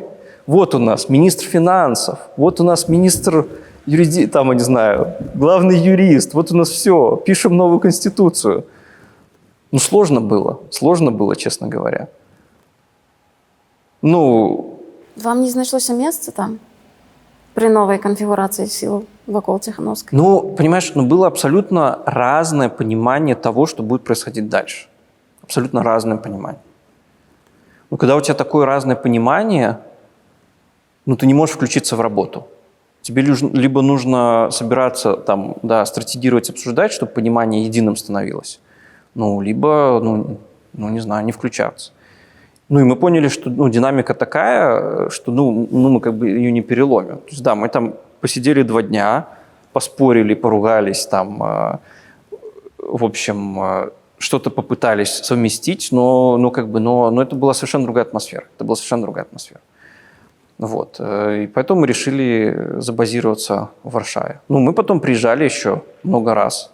То есть мы там, особенно первые месяцы, мы постоянно ездили в Вильнюс на несколько дней, что-то обсудить, поделиться, да, там, каким-то мнением. Вот. Но мы с самого начала уже начали жить в Варшаве. Тихановская ці Латушка? Тихановская. Союз России и Беларуси ці Еўразвяз? Еўразвяз? Время не пришло. Не, хорошо, это же личное. Давай, да. Можешь повторить, я скажу. Союз России и Беларуси ці Еўразвяз? Еўразвяз. Луч ці Свіс? Луч. Фукуяма ці Харари? Фукуяма. Меркель ці Грибаўскайце? Меркель. Джипсенков, Грустный Коленька ці Ильин? Грустный Коленька. Окей. Штаб Бабы-Рыкі зараз. Гэта што? Гэта хто? Слушай, это по-прежнему часть этого борда, который тогда был в Минске. То есть тогда у нас было 12 человек, сейчас остается из него где-то 4. То есть тут в этом смысле мы держим хорошую преемственность, потому что там я, Антон, Таня Хомич, Инна, там еще несколько человек. То есть это все та же команда, что и была тогда. Сейчас это где-то 10-12 человек. Вот. Но там все, кроме, там, наверное, медиакоманды, которая небольшая, которая тоже с нами была в Минске в 2020 году, мы все такие, знаешь, волонтеры, да. И я считаю, во многом это тоже преимущество. Мы об этом можем поговорить позже потом. То есть, потому что у нас все как бы люди в команде из частного сектора, да. То есть у нас там, кроме Антона, нет профессиональных гражданских активистов, да. Вот. И вот это в таком формате существует. То есть это, да, это по-прежнему часть той команды, но видишь, ситуация же такая, что довольно мало ты можешь сделать.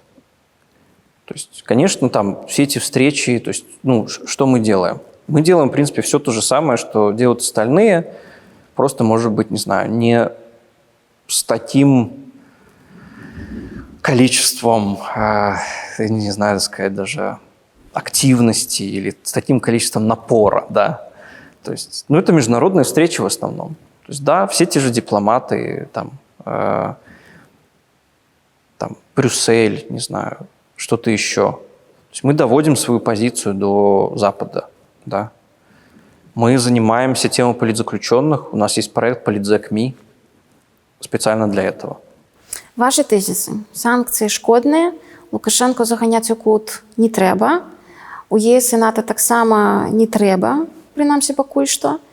Вось гэтыя поінты, так, яны, напрыклад, з Бабарыкам узгадняліся? Да, Чья это смотри, позиция? смотри, конечно. То есть тут тоже надо понимать. Особенно первые 1,5 года, когда он еще был в СИЗО, да, тут, конечно, есть нюансы, связанные там с безопасностью, но, как, наверное, многие люди могли видеть, в принципе, по всем политзаключенным информации наружу поступало довольно много. Там давали интервью все, там, от Статкевича до Тихановского, до Бабарика, до так далее, так далее. То есть, потому что когда ты готовишься к суду, к тебе очень часто ходит адвокат, практически не каждый день, да. В СИЗО там люди выходят, переходят. Из СИЗО, опять же, информация поступает. Поэтому мы очень много работы потратили на то, чтобы скоординировать позиции и с Машей, и с Бабарика, ну, там, скажем, принципиально, да. Там нельзя Лукашенко загнать в угол. Честно говоря, я не припомню такой позиции, чтобы мы говорили. Это немножко странная позиция. Это у меня больше ассоциируется с Зеноном Поздняком, если честно. По поводу санкций, ну, действительно, да, мы считаем, что санкции – это вредно. Санкции вредно очень просто, потому что у нас получается, знаешь, ну, санкции – это же как химиотерапия, да, она убивает плохие клетки, но вместе с хорошими. Но химиотерапию как бы прекращают в какой-то момент, когда не удалось рак убить. Ну, или как бы ты как бы просто все убьешь. Ну, санкции должны либо как бы работать и быть эффективными, и быть эффективным этим, знаешь, инструментом для переговоров. Ну, либо тогда санкции, в принципе, они мешают накапливать опять эту энергию в обществе. Потому что у нас сейчас? Ну, люди начинают больше ездить в Россию. С визами проблемы. Границы закрыты. Ну да, ну всегда можно сказать, ну знаете, это все из-за Лукашенко. Ну понятно, но что из-за Лукашенко. Но с нашей стороны тоже. Почему поезда не ходят в Вильнюс? Я, честно говоря, этого не понимаю. Что Лукашенко пользуется электричками? Мне это непонятно. Слухай, але калі санкцыі шкодныя, ну а якія інструменты ёсць іншыя у апазіцыі, каб ціснуць на Лукашэнку и патрабаваць вызвалення палітвязняў? Ну, я не думаю, что санкции – это даже инструмент оппозиции. Ну, ясно, что это инструмент Захода, найперш. Нет, это очень важно, потому что мне кажется, что если даже будут переговоры о выпуске политзаключенных, они будут без участия белорусской оппозиции. Это мое такое убеждение. То есть, возможно, там, в консультативном формате, где-то там в соседней комнате, как это сейчас, знаешь, модно как-то на берегах там саммита, какой-то сайд-ивент, да, то есть может быть что-то такое. Но в целом, конечно. Но, видишь, с этими же санкциями это же просто проблема того, что этот инструмент в современном мире уже не имеет такой силы, которую он имел раньше. Вот и все. Тут питання, а який інший інструмент есть? Ось які ты бачишь інший инструмент? Вопрос не в том, какой другой инструмент, а вопрос в том, чего мы хотим добиться и что мы можем делать в этой конкретной ситуации. Да? Ты пропонуешь ничего не робить. Потому что, нет, я не пропоную ничего не робить. У нас сейчас есть конкретная проблема. Конкретная проблема заключается в том, что общество теряет себя. Что люди не могут поехать в Евросоюз. Что люди начинают быть заперты в Беларуси. Да? Что у нас как бы весь бизнес переключается на Россию. Они там открывают кофейни, филиалы и так далее, так далее. Понимаешь, ну, так мы как бы этого хотим. Мы хотим 5 лет из Варшавы посмотреть, как Беларусь переключается на Россию, как люди перестают ездить учиться на Запад, а начинают ездить учиться в Питер. Мы этого хотим посмотреть. Ну, ты же разумеешь, что есть и там при лукашенковские бизнесы, которые губляют свои гроши, и это робится найперш для этого. Кошельки Лукашенки не могут зараблять столько, сколько бы могли, когда санкций не было. И здесь, понимаешь, здесь на основная Лукашенко. проблема, мне кажется, в оценке ситуации. Мне кажется, очень важно признать, что Лукашенко удалось в 2020 году удержаться у власти.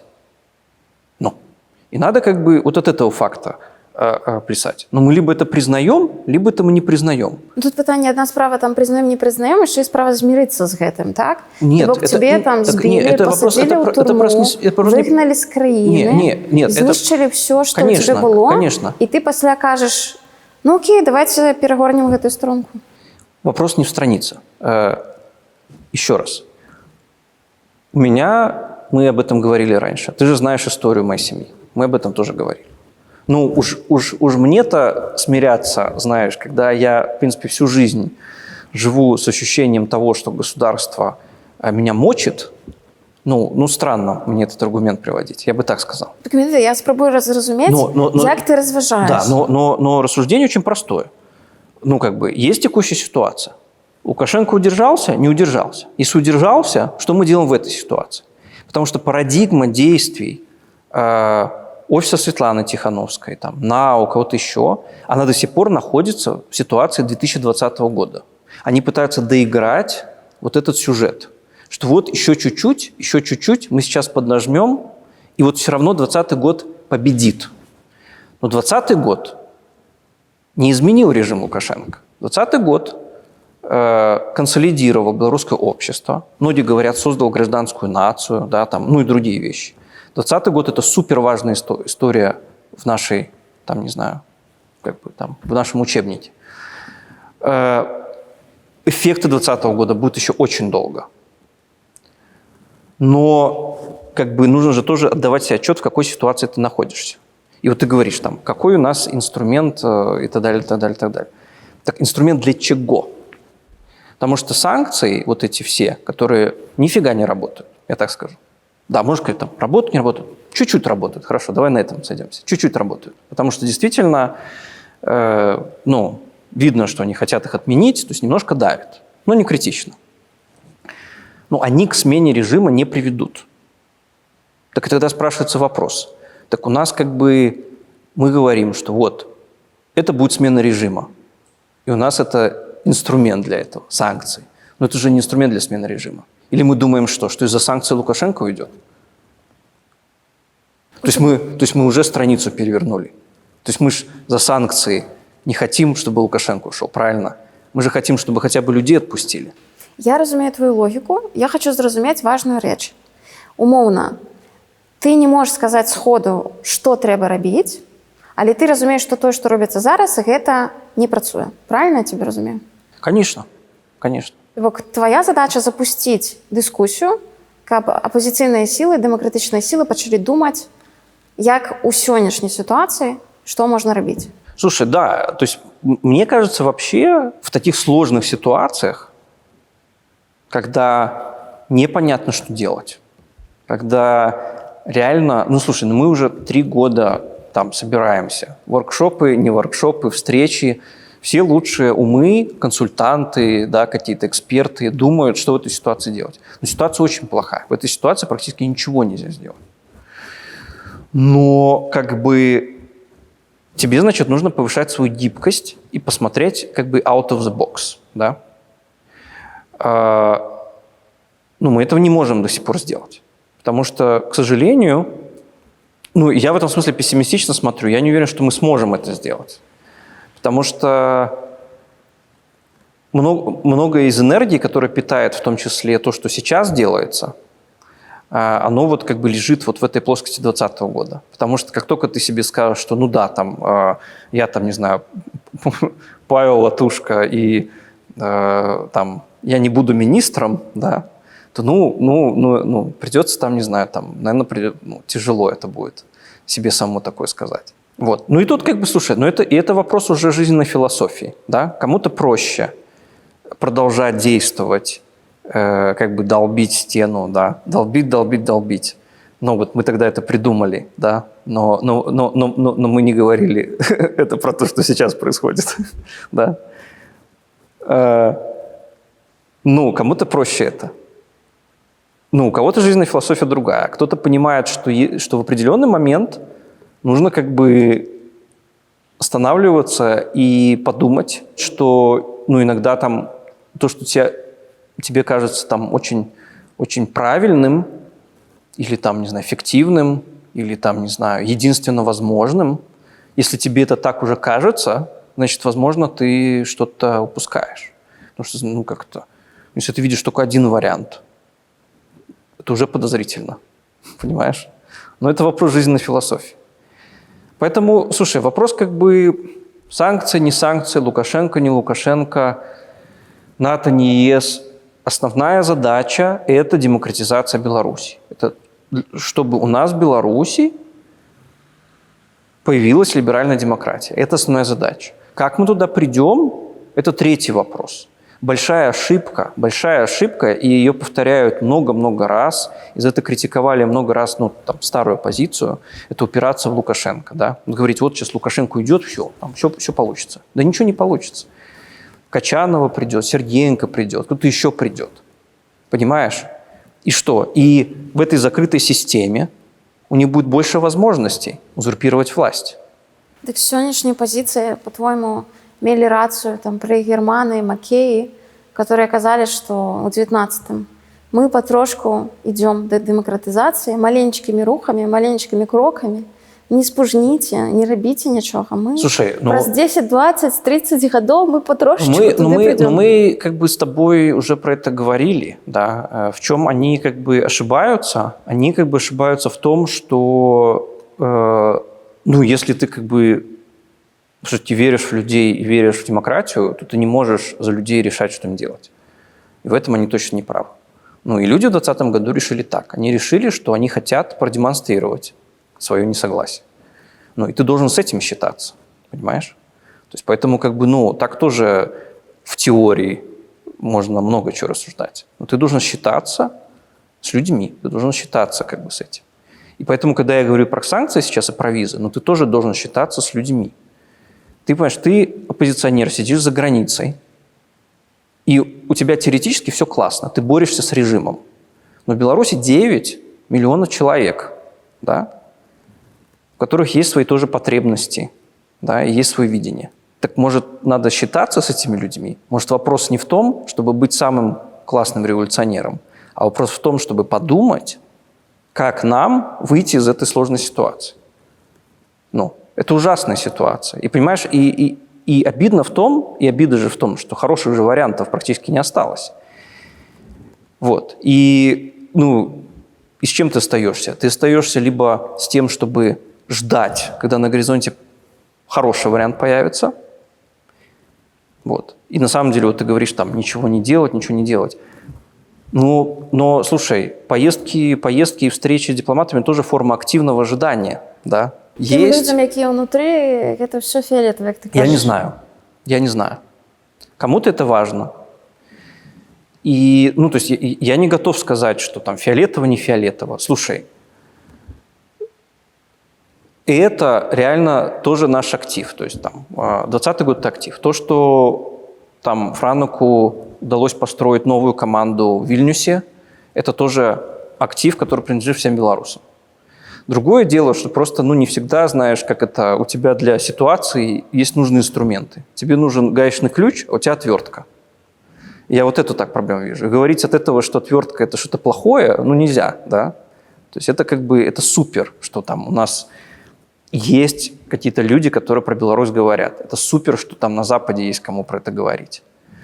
Но если мы говорим именно про достижение результата, ну, пока я не вижу, да, как это нам поможет достигнуть результата. К сожалению, пока это только поддержание текущего состояния в более лучшем виде. А то, что американцы якби і не за НАТО, і не за ЄС жорстка, адкрыта, гэта папулізм? Жаданне быць бліжэйшымі да большай часткі беларусаў? Ну, знаешь, популизм все-таки, как мне кажется, это когда ты быстро меняешь какие-то политические позиции в зависимости от, там, не знаю, настроения, да. Но мы все-таки эту позицию не меняли на протяжении этих 3 лет. Популизмом, наверное, было бы сейчас, если бы мы сейчас резко бы начали агитировать за ЕС и НАТО и поддались бы настроениям, которые, не знаю, там, вот этим самым. То есть, ну, сейчас люди думают, что если ты не за ЕС, не за НАТО, то ты против Украины. Но это не так. Мы очень конкретно заявили о том, что мы считаем российское вторжение агрессией против Украины, что мы поддерживаем Украину. И это наша официальная позиция. И Бабарика так думает, и Маша так думает. Но вопрос о вступлении в ЕС и вступлении в НАТО, ну, слушай, ну это не такой вопрос, который ты можешь декларировать с нашей точки зрения в отсутствии возможности узнать мнение людей. Ну, не работает это так. Ну, у меня язык не поворачивается сейчас говорить, знаешь, я сам могу быть за ЕС. Ну, я в Варшаве, да, это Польша, это страна ЕС. Мне ЕС нравится. Я лично считаю, что, наверное, конечно, если нам повезет, то мы вступим в ЕС. Но это не произойдет через год, и может даже не через 10 лет, может через 15. Вот. Но сейчас для меня этот вопрос, ну, он реально виртуальный, честно. Я не могу просто даже к нему серьезно отнестись. У бабарыканцаў у апозіцыйных колах рэпутацыя паражэнцаў. Тебе гэта чапляе? Нет, это как раз не цепляет. Это как раз не цепляет. З бабарыканцамі Максим Баграцоў яшчэ працуе? Слушай, ну, можно сказать, что это наш друг нашей команды. Увогуле, як ён далучыўся да штаба? Слушай, Максим, это вообще была, да, интересная история. То есть они с Машей были знакомы. Потому что Маша, она, ну, в общем, делала какие-то мероприятия, выступала, то есть как-то они там познакомились. Вот, они были знакомы с Машей. Ну, слушай, ну и Максим в целом просто, опять же, там, если кто-то знает Максима, они тоже знают, что, это вот похожая история, как там с Виктором Бабариком, да, то есть это суперпозитивный человек большого масштаба, который такой, ну, в общем, настоящий лидер. Ну, и он говорит, как это произошло. Он включил дома там телевизор и увидел, значит, эти там 200 тысяч, там 300 тысяч человек 16 августа. Ну, он говорит, блин, ну я не могу сидеть в Штатах, когда в Беларуси происходит такое. Сел на самолет и прилетел. Вот. Ну все, и пришел в штаб, и Маша там наш познакомила и говорит, ну вот, там, это мой там хороший друг. И, ну, там, я не знал, кто такой Максим Багрецов тоже вообще. Там, он будет нам помогать. Я думаю, ну какой-то там айтишник. Типа, там, помогать, там, сел с ноутбуком, что-то делает. Вот. Но оказалось, что он непростой айтишник. И, конечно, там, он на долгие месяцы стал как бы опорой там, нашей команды в Минске. Потому что он из Минска уехал только в июне 2021 года. То есть это почти через год спустя после выборов. Можна меркаваць, што ў яго была недатыкальнасць пэўная. Я не думаю, что в Беларуси можно думать, что у кого-то вообще есть неприкасаемость. Ну, до пэўнага моманту. Вот. Но я думаю, что, конечно, все-таки, ну, как человек, там, человек, который был в крупном бизнесе, и в целом как человек, который, там, не знаю, наверное, тоже из Беларуси, и много кто его знает, то, наверное, да, это не просто человек, которого ты можешь, там, не знаю, который губопик может там где-то на улице спрятать. Потому что это же все очень четко идет, понимаешь, у них там по таким понятийным линиям, да, то есть у них там вот есть протестные статьи, есть, да, там вот терроризм, а есть там вот политика, и это как бы там разные отделы, да, то есть там политика это КГБ занимается, да, и КГБ они как бы там как бы более аккуратные, да, они там не приходят. А протесты это там губопик. И когда меня арестовали, когда попал в губопик, я, честно говоря, я думал, что я буду сидеть. Но когда я попал именно в губопик, вот я по-настоящему расстроился, когда я попал именно в губопик. Потому что я думал, что, в принципе, получу по морде как следует. Поэтому, вот. Поэтому я думаю, что это тоже связано с тем, что все-таки если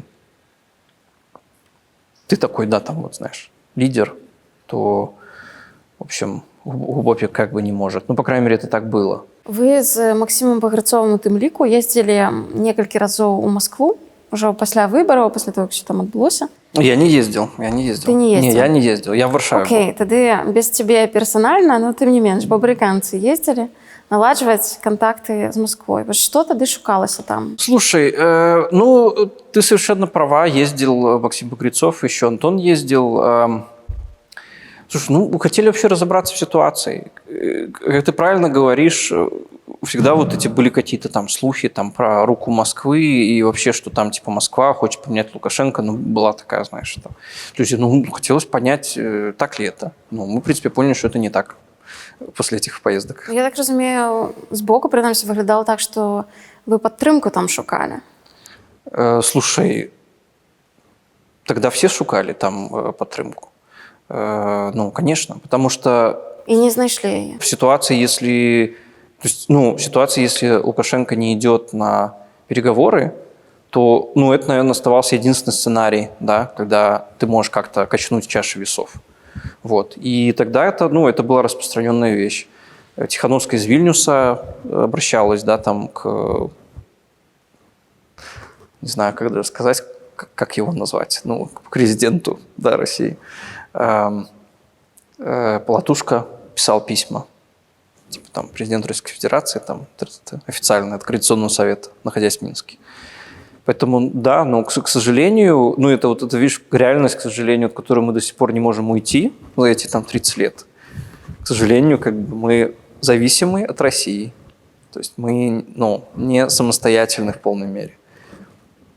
Вот. И, ну да, это, наверное, оставался один такой единственный вариант, что если вдруг там...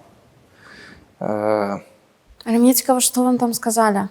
Ну, чому не підтримали? Слушай, ну, это очень просто. Ну, реально очень сложно быть более пророссийским, чем Лукашенко. Очень сложно. А у россиян, мне кажется, все просто. Да, ну как, чей Крым, значит, и, значит, что там Запад, там, ну, в общем, ну, то есть у тебя есть как бы конкретные идеологические как бы эти чекпоинты.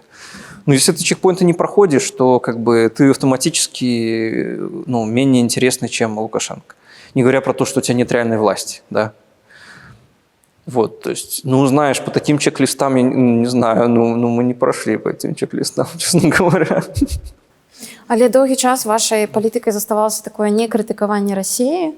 Ось зараз ти шкадуєш про гэта, тому що Да мне нет, здається, абсолютно нет. просто мне здаецца, што дзякуючы гэтаму з Украінай кепскія стосункі зараз, которые пастаянна ставяць у піку, а вы тады-то там былі за Россию, спрабавалі з імі там Нет, контактаваць? я не думаю, что сейчас, ну смотри, когда мы говорим про отношения Украины, то есть мы говорим конкретно про Светлану Тихановскую, правильно? Потому что, да? Я нават тут бачила Святлану Тихановскую як увасабленне ўсіх дымсілаў Беларусі. То бок ёй гэта адрасуецца як прэтэнзія ўсім беларусам. Ну да, сейчас можно считать так. Я не думаю, что то, что сейчас украинцы говорят, это связано с тем, что было в 2020 году. Мне кажется, что это просто довольно хитрая и выверенная позиция. Ну, я считаю, что действительно просто у украинцев нет особого интереса вступать в тесное взаимодействие с белорусской позицией. Ну, у них не очень понятны, как это, добавленная стоимость от этого. Ну, не очень понятно, честно говоря. Вот. То есть, ну, к сожалению, война заставляет тебя, наверное, быть там, более прагматичным. Начинаешь думать, что тебе поможет выиграть. Да? Там, не знаю, там, танки, бензин, в общем, пушки, ракеты. Да? Ну, у тебя немножко как бы линейка другая совершенно. Это, знаешь, ну, это не политик в Люксембурге, которому там важно сделать стейтмент, сфотографироваться и показать, что ты поддерживаешь демократию. Ну, у тебя как бы война, да, у тебя бомбят дома. Чем демократические силы могут помочь Украине, я не очень понимаю. Вот честно. Демократическим силам зачем нужна Украина, мне очень понятно. Украина сейчас на вершине повестки мировой. Если бы произошла там встреча лидеров белорусских демсил и Украины, ну, это прежде всего бы повысило статус белорусских демсил, но никак бы не изменило статус Украины. Ти вже агучив питання, чий Крим.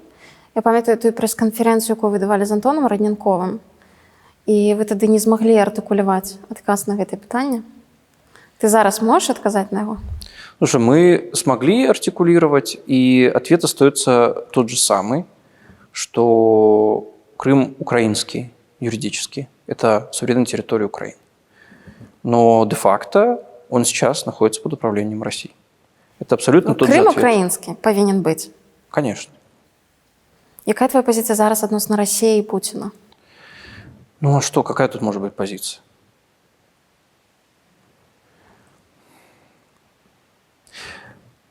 Я не верил, что он вторгнется в Украину.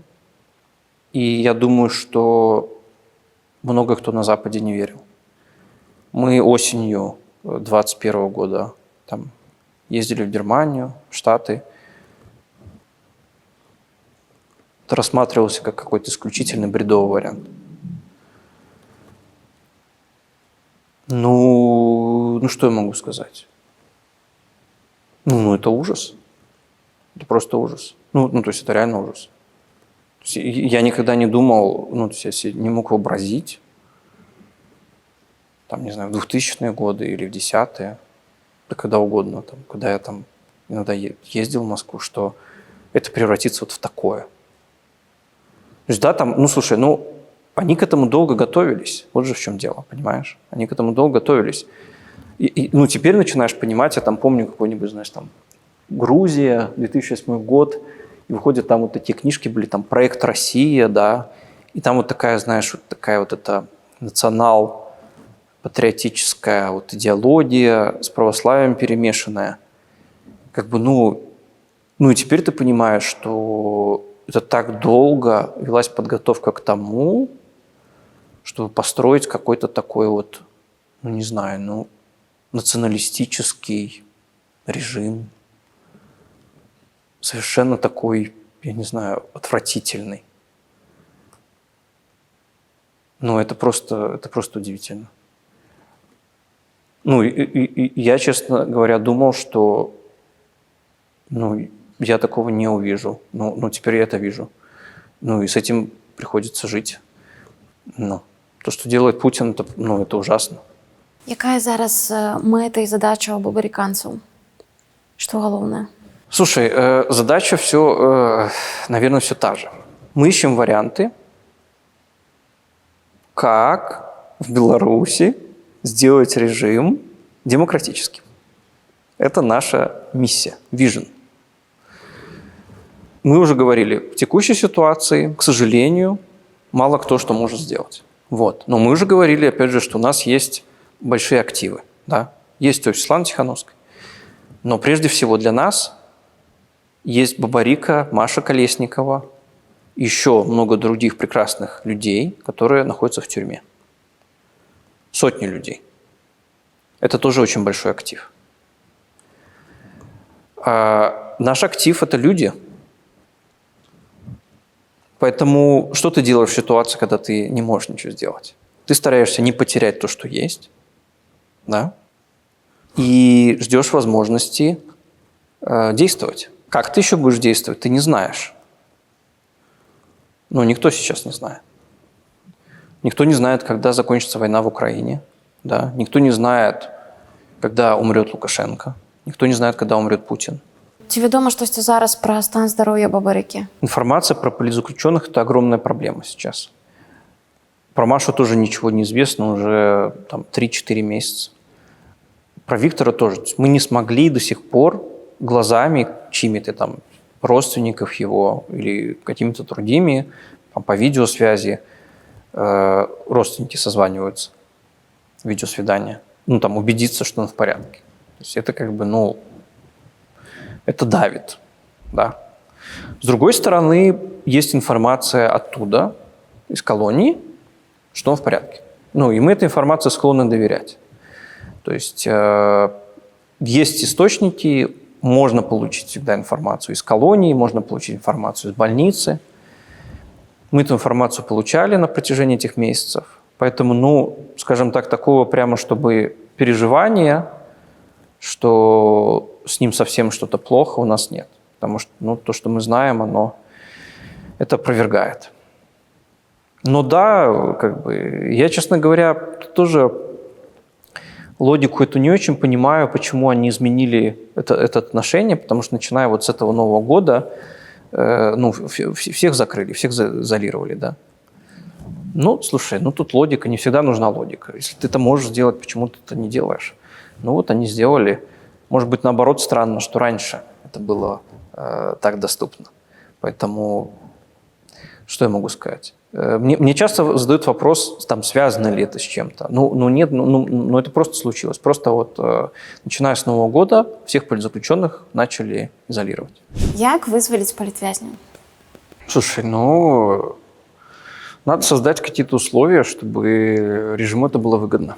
Ти бачиш перемови з режимом у некой формі? Да, я думаю, это может быть. Это может быть особенно, когда по Украине будет что-то двигаться. То есть у нас есть вот такая точка, не знаю, это там победы Украины, они русских выкидывают, или это какая-то конфигурация, там, прекращения огня, но точно там будет Беларусь и точно там будут санкции. Потому что Украине надо торговать с Беларусью, надо, чтобы люди ездили. Этот вопрос там будет, и я думаю, что это шанс кого-то освободить. Надеюсь, что всех. Але ты разумееш, што перамовы гэта ў любым выпадку кампраміс. То бок бакі павінны будуць ісці на нейкія саступкі. Вось што ты гатовы быў бы дараваць Лукашэнку? Ну, переговоры – это не только компромисс, но это вообще как бы понимание того, на каких позициях кто стоит. Сложно говорить о компромиссе, когда ты не понимаешь, что будет с той стороны. Может быть, к моменту завершения войны в Украине режим уже, не знаю, так захочет, может, Лукашенко уже умрет, мы же не знаем, да. То есть очень все сильно зависит. Сейчас мы как бы обсуждаем в текущей ситуации. Сейчас в текущей ситуации нам действительно там мало есть чего предложить, но применять то, что есть сейчас, на то, что будет, тоже неправильно. Мы не знаем конфигурацию переговоров. Кто это будет? Это же будет, наверное, США разговаривать, да, там, Украина, Беларусь, Россия. Это же, наверное, ну, не Иван Кравцов будет приходить и говорить, знаете, там, нам что-то надо. Вот. Но то, что это какая-то точка, возможно, это точно. Я так скажу. Напрыклад, сілавікі не панясуць ніякай ілюстрацыі за ўсё, што было. Гэта быў бы окей, у тваім разуменні, пункт для дасягнення нейкага там міру? Я не могу тебе на это ответить, опять же, в абстрактной ситуации. Окей, в какой ситуации? В ситуации, если, не знаю, ты за это получаешь все, не знаю, там у тебя свободные выборы, парламент, гражданское общество, все, да, то, ну, может, это уже и не так плохо звучит, да. В ситуации, наверное, если ты ничего не получаешь, ну, наверное, это совсем уже как-то грустно. Что такое иллюстрация? Ну, мы же тоже должны понимать, что это такое. То есть это все равно не работает так, что, не знаю, есть там, не знаю, 5000 человек, и 5000 человек меняются на 5000 человек других. Да? То есть проходят какие-то процессы, проходят какие-то суды, осуждают каких-то руководителей за то, что они сделали. Вот. Но это тоже, это как бы воспринимать это как какое-то, знаешь, там, возмездие. Ну, я считаю, это неправильно. Это скорее восстановление, не знаю, ну что ли, как-то законности. Звучит так странно, но действительно это так. То есть ты как бы по сути обратным числом устанавливаешь как бы, ну, равенство права над всеми. Вот. И вот это же главный эффект иллюстрации, а не в том, чтобы там, знаешь, отомстить, наказать и так далее, и так далее. Мне кажется, это очень плохой мотив, если ты это делаешь из этих позиций. Якое твоё стаўленне да фігуры Юрыя Васкрасенскага, который акурат таксама спрабаваў там за вызваленне палітвязняў, прашэнне памілаванні, нейкія размовы з уладамі? Да, слушай, ну, мне кажется, это же была такая очень просто конъюнктурная попытка сыграть на...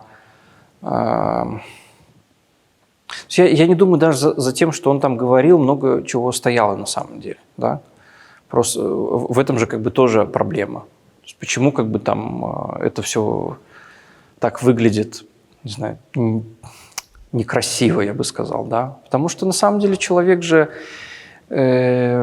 не собирался делать то, что он делает. То есть это была просто как бы его такой, знаешь, продающий спич. Да, вот. Но реально как бы чем он занимался? Ну, реально он занимался построением там личного бренда в лукашенковской системе. Ну так что? Что я могу думать? Ну так себе. Какие ты бачишь магчымыя сцэнарыі пераменаў унутры Беларусі? Слушай, здесь, мне кажется, все как по книжке. Сценарий же, в принципе, основных 3. То есть сценарий революция, когда люди там выходят на улицу, захватывают здание. Сценарий 2 – это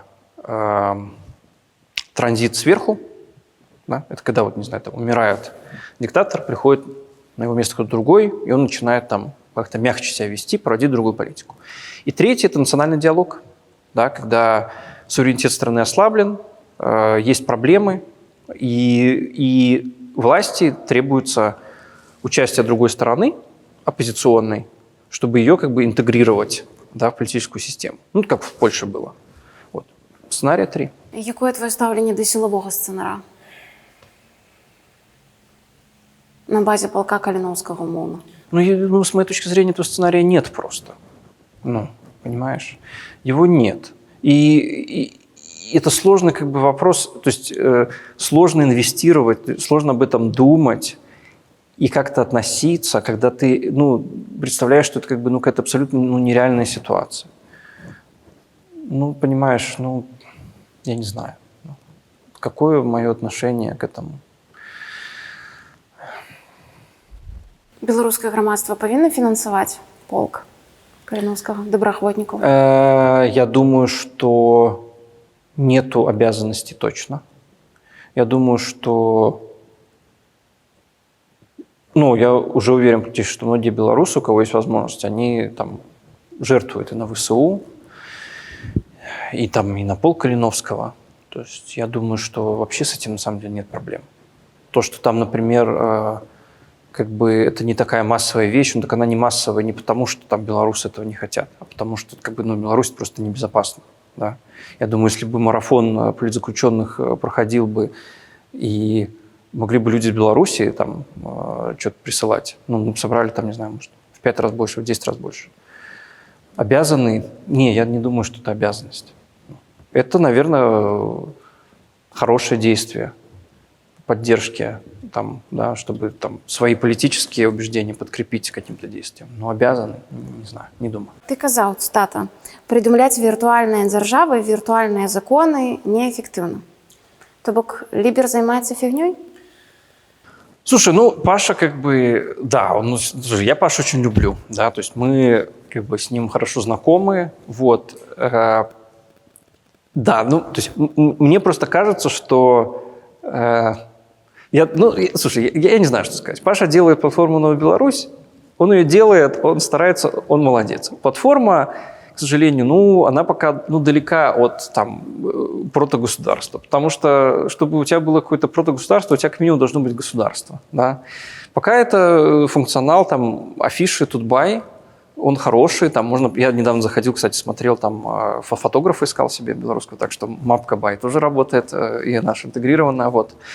Но мне кажется, когда Паша говорит про там, протогосударство, то это все-таки пиар и маркетинговый ход. То есть я не думаю, что он тоже сам серьезно верит, что вот он через приложение построит государство. Ну, то есть, ну, государство – это же не приложение, да.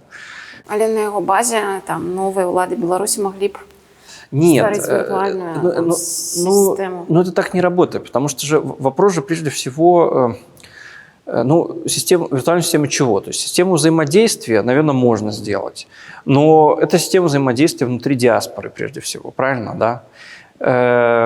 Опять же, зачем для этого нужно отдельное приложение, не очень понятно. Ну, то есть там соцсети, есть Telegram, есть там чаты. То есть взаимодействовать можно внутри диаспоры очень легко. Для этого не нужно приложение «Новая Беларусь».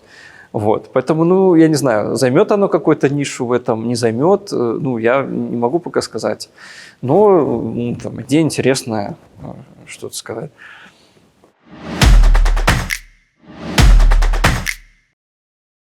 У вас есть некий план на выборчай кампании 24-25 году ў Беларусі? Я думаю, предвыборной кампании 24-25 не знаю, еще долго, еще 2,5 года. 24 года кампании, я думаю, быть не может в принципе. То есть уровень репрессий настолько высокий, что, ну, и малореально что-то организовать, и опасно что-то организовать. То есть мы не считаем возможным, мы считаем, ну, там, как бы не считаем возможным призывать людей как бы, в ситуации, когда, ну, у них нет пространства для маневра. Поэтому я думаю, позиция довольно простая, что если там децентрализованно какие-то инициативы будут в Беларуси происходить, то, ну, люди, ну, молодцы, что это будут делать. Я не знаю, в каком это формате может быть. Какие-то, может быть, не знаю, самодвиженцы, может, люди какой-то там что-то пойдут там, не знаю, голосовать как-то. Тут еще такой нюанс, что для безопасности людей в Беларуси там аффилиация с оппозицией за рубежом – это дополнительная опасность. То есть если бы я там был активистом сейчас в Беларуси, я бы не хотел, например, чтобы там кто-то из Варшавы или из Вильнюса что-то объявлял, потому что, ну, меня потом запишут вот вот в эту компанию. То есть я бы планировал что-то делать там самостоятельно и в каком-то другом ключе, да, чтобы просто как-то, ну, поддержать там эту активность. Ну, и такие люди есть, то есть, ну, это же не вся Беларусь уехала, да, то есть большое количество активистов, ну, я точно знаю, что то есть, будет что-то делаться, но это точно, ну, не что-то в форме протеста, это скорее в форме, не знаю, там, участия в выборах там, против всех или там в форме каких-то, может, сбора инициативных групп, там, ну, то есть это такие очень, знаешь, вегетарианские формы участия, которые сейчас вообще возможны, и то непонятно, возможно ли они. И точно не поможет людям в Беларуси, если мы будем там вот тут еще как бы их подогревать. Потому что, ну, это просто будет увеличивать их риски. Вот. И я не думаю, что, слушай, вот эта парадигма, что там каждая компания, вот нужно ее делать там невероятной, ну не так, да, то есть у нас уже был 2020 год. В принципе, вот эта вот штука с выборами, она на самом деле в Беларуси уже, наверное, отыграна, да.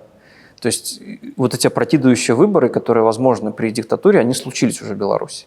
Как бы, ну, в 2024 году точно, наверное, они не получатся. Поэтому, ну, когда ты что-то делаешь, ты же должен какой-то результат перед собой описывать.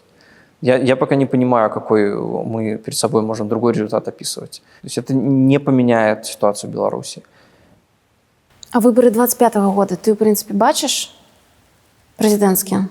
И не будут? Да, я их вижу очень хорошо. В них побеждает Лукашенко, если он еще живой. И все. Як ты оцениваешь вынікі дзейнасці сяброў аб'яднанага пераходнага кабінета Светланы Тихановской? Слушай, ну мы все делаем все, что, ну, то, что можем. Единственное, наверное, там, что меня, ну, так иногда дергает, вот, там спрашивала, что задевает. Ну, меня иногда задевают, знаешь, такие вещи, вот там есть, знаешь, там сейл, есть оверсейл, а есть как бы там скэм, да. Я вот не люблю, когда уже эти ожидания, ну, настолько повышаются, когда заявляются вещи, которые по умолчанию неисполнимы, да, то есть меня это дергает. Я, честно говоря, ну, мне сложно это переносить, когда ты там что-то читаешь, там, не знаю, мы денонсировали союзное государство. Ты думаешь, боже, что имеется в виду? Что это такое, да? То есть это что такое? Но с другой стороны, как бы, ну, не все молодцы. Ну, слушай, ну все молодцы. Хто, по-твоему, зрабіў найбольш сяброў к АПК? Франак Вечорка. Ну он не сябра АПК, но он зрабіў найбольш. Вот. Не, ну это правда, слушай. Ну, не было бы Франака, не было бы офиса Светланы Тихановской, не было бы АПК. А за что ты, ну, как бы, ценишь Франака? Слушай, ну он разбирается в том, что он делает. Это очень важно. И он может это организовать. Вот. Ну, вот и все. Ну и самое главное, что у него есть много энергии. Да, но это тоже очень важно. Ну и тут тоже, видишь, ну, у нас как бы так получилось тоже... Вообще вот сменяемость власти, она, наверное, знаешь, полезна там, даже там в корпорации какой-нибудь или где-то еще. То есть, ну, люди там перегорают, да. Мы перегорели летом немного, уже потратили себя. Ну, там, пришел Франак свеженький, да, там, бодренький, зарядился, отработал супер. Там новая команда, ребята, там, девочки, там, Настя Рогатко, там, Костюгова тоже. Ну, сейчас как бы они уже немножко подустали, там, Настя ушли, да, и все. Франак там, наверное, тоже уже не такой, прям, как, не знаю, в сентябре 2020 года. Ну, как бы, но что-то новое появится, да. Но, как бы, ну, это ж круто, когда человек может, там, не знаю, 1,5 года отработать целый проект, вот, ну, как бы каждый день профессионально, там, понимая, что он делает. Вот, ну, это круто. То есть есть предсказуемость результата. Ну, это же говорит о профессионализме, правильно? То есть это не просто, там, знаешь, что человек там вышел случайно, там, ну, знаешь, в эфир, там, взлетел и потом поломался. Ну, нет, ну, то есть это как бы... То есть это такой опорный элемент, да, белорусских демократических сил. Столб, понимаешь? Один из столпов. Навошта існаванне каардынацыйнай рады, калі яе сябры не выбіраюцца беларускім народам? То бок зараз гэта немагчыма. Хороший вопрос. Ну, Коалиционный совет же в августе делался. Почему? Потому что тріо развалилось. Там было все ясно, понятно. пытання нуль. Там это было своечасово потребно. Только что про пару месяцев там посадили полову, но тем не меньше. Да. Слушай, прежде всего, я думаю, Координационный совет нужен для самоорганизации самих вот этих, то, что называется, демократические силы, да. То есть, как всегда, мы видим в СМИ только вершину айсберга, но внутри происходит огромное количество разных там течений, движений, склок, не знаю, не склок, там. То есть я к этому отношусь нормально. Я не знаю, почему там есть там, иногда большое желание, встречаешь, чтобы, знаешь, все было там как на картинке идеально, да, то есть, это так не работает, это человеческие отношения. И то, что есть Координационный совет, он помогает это все стабилизировать, да, то есть там есть каналы коммуникации, есть платформа, да, то есть люди туда приходят, они своими глазами, ушами могут увидеть, как это работает изнутри. Это тоже немножко их, знаешь, отстраивает. Они тоже начинают понимать, что не все так просто. Что там это не то, что там, не знаю, там Латушка что-то не делает, Тихановская что-то не делает, бобрыканцы, там пораженцы. Они что-то начинают понимать, что, ситуация немножко сложнее, да. То есть вот это, наверное, очень ценно. Второе, что очень ценно, это, наверное, что это создает небольшой там баланс интересов, потому что все-таки офис и объединенный переходный кабинет – это довольно персоналистские структуры, а людям, у которых нету сильных персоналей, вот как нам, например, или там как любым другим, не знаю, каким-нибудь НГОшкам или там политическим структурам, им нужно какое-то место, да, где они работают. Опять же, там какая-то структура, от которой ты едешь там тоже там разговаривать, там, не знаю, там, в Страсбург, да, и ты понимаешь, что вот Координационный совет может делегировать, и какие-то люди могут поехать. То есть это такая, знаешь, это. То есть я считаю, что это такая внутренняя штука для демократических сил. То есть это не game changer. Это не что-то, что там все меняет. Это правда, что бобрыканцы хотели контролировать КР? Захопить там основные позиции, большесть? Но умовно заработать своим ресурсом? Да не сказал бы. Ты знаешь, основная задача всегда была именно в том, чтобы КС оставался то есть нейтральным. Это сложно выдерживать. Потому что было, у нас разные были течения, я так скажу. То есть, у некоторых людей с таким авторитарным мышлением, у них в какой-то момент возникает ощущение, что если там КС не согласен, то нужно их там всех разогнать, или что они там, значит, подчиняются, или они там против. И начинается такое клеймение, там, не знаю, там КС там уже чуть ли не переговоры с режимом ведет, да, КС там захватывает бобрыканцы, потому что бобрыканцы, они вот там же не согласны, поэтому... Но мне кажется, это просто, знаешь, реакция людей, которые не умеют как-то работать с возражениями. Вот и все. Поэтому вот эти все сплетни, мне кажется, это все оттуда. Ты планируешь вернуться в Беларусь? Да, конечно. Конечно. Я, честно, не знаю, когда это произойдет. Но, конечно, я хочу вернуться в Беларусь. Особенно если она там будет двигаться в сторону демократии, да, если она там станет демократической, конечно. Тады, ведаеш, у 2020 годзе была такая вялікая надзея, уздым, зараз ужо на спадзе на там 3 гады. Ты думаешь, сёння, тыя перамены, яны былі да лепшага? Позитивных перемен же нет.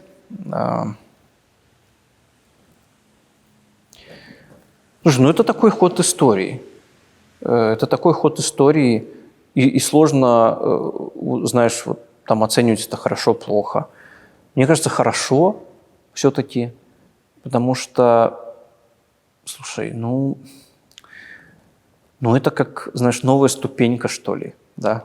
То есть это это там, новая ступенька для страны. Новая ступенька в плане того, как люди самоорганизовываются. Новая ступенька в том, как люди участвуют в политике. Новая ступенька в том, что люди вообще думают, как они друг на друга смотрят. Да? То есть это мы все забрались на новую ступеньку. И за это получили по голове. Это ж как, слушай, все как в жизни. Ты что-то сделал лучше, есть недовольный, злобный, значит, завистник, который, значит, с тебя табуретку из-под тебя выбил. Ничего. Тряхнулся, встал. Тяжело. Всё да лепшага. Конечно. Дзякуй табе за размову. Тебе спасибо. Сябры, дзякуй, што даглядзелі гэтае відэа да канца. Гэта вельмі высокая ацэнка нашай работы. Калі ў вас з'явіліся ідэі, думкі пасля прагляду нашага інтэрв'ю, то пішыце гэта ў каментарах. А таксама падпісвайцеся на наш канал, каб не прапусціць новыя выпускі ТОК. І на канал наша Ніва Ньюз, дзе мы публікуем па буднях свежыя выпускі гарачых навін. Дзякуй, што вы з намі.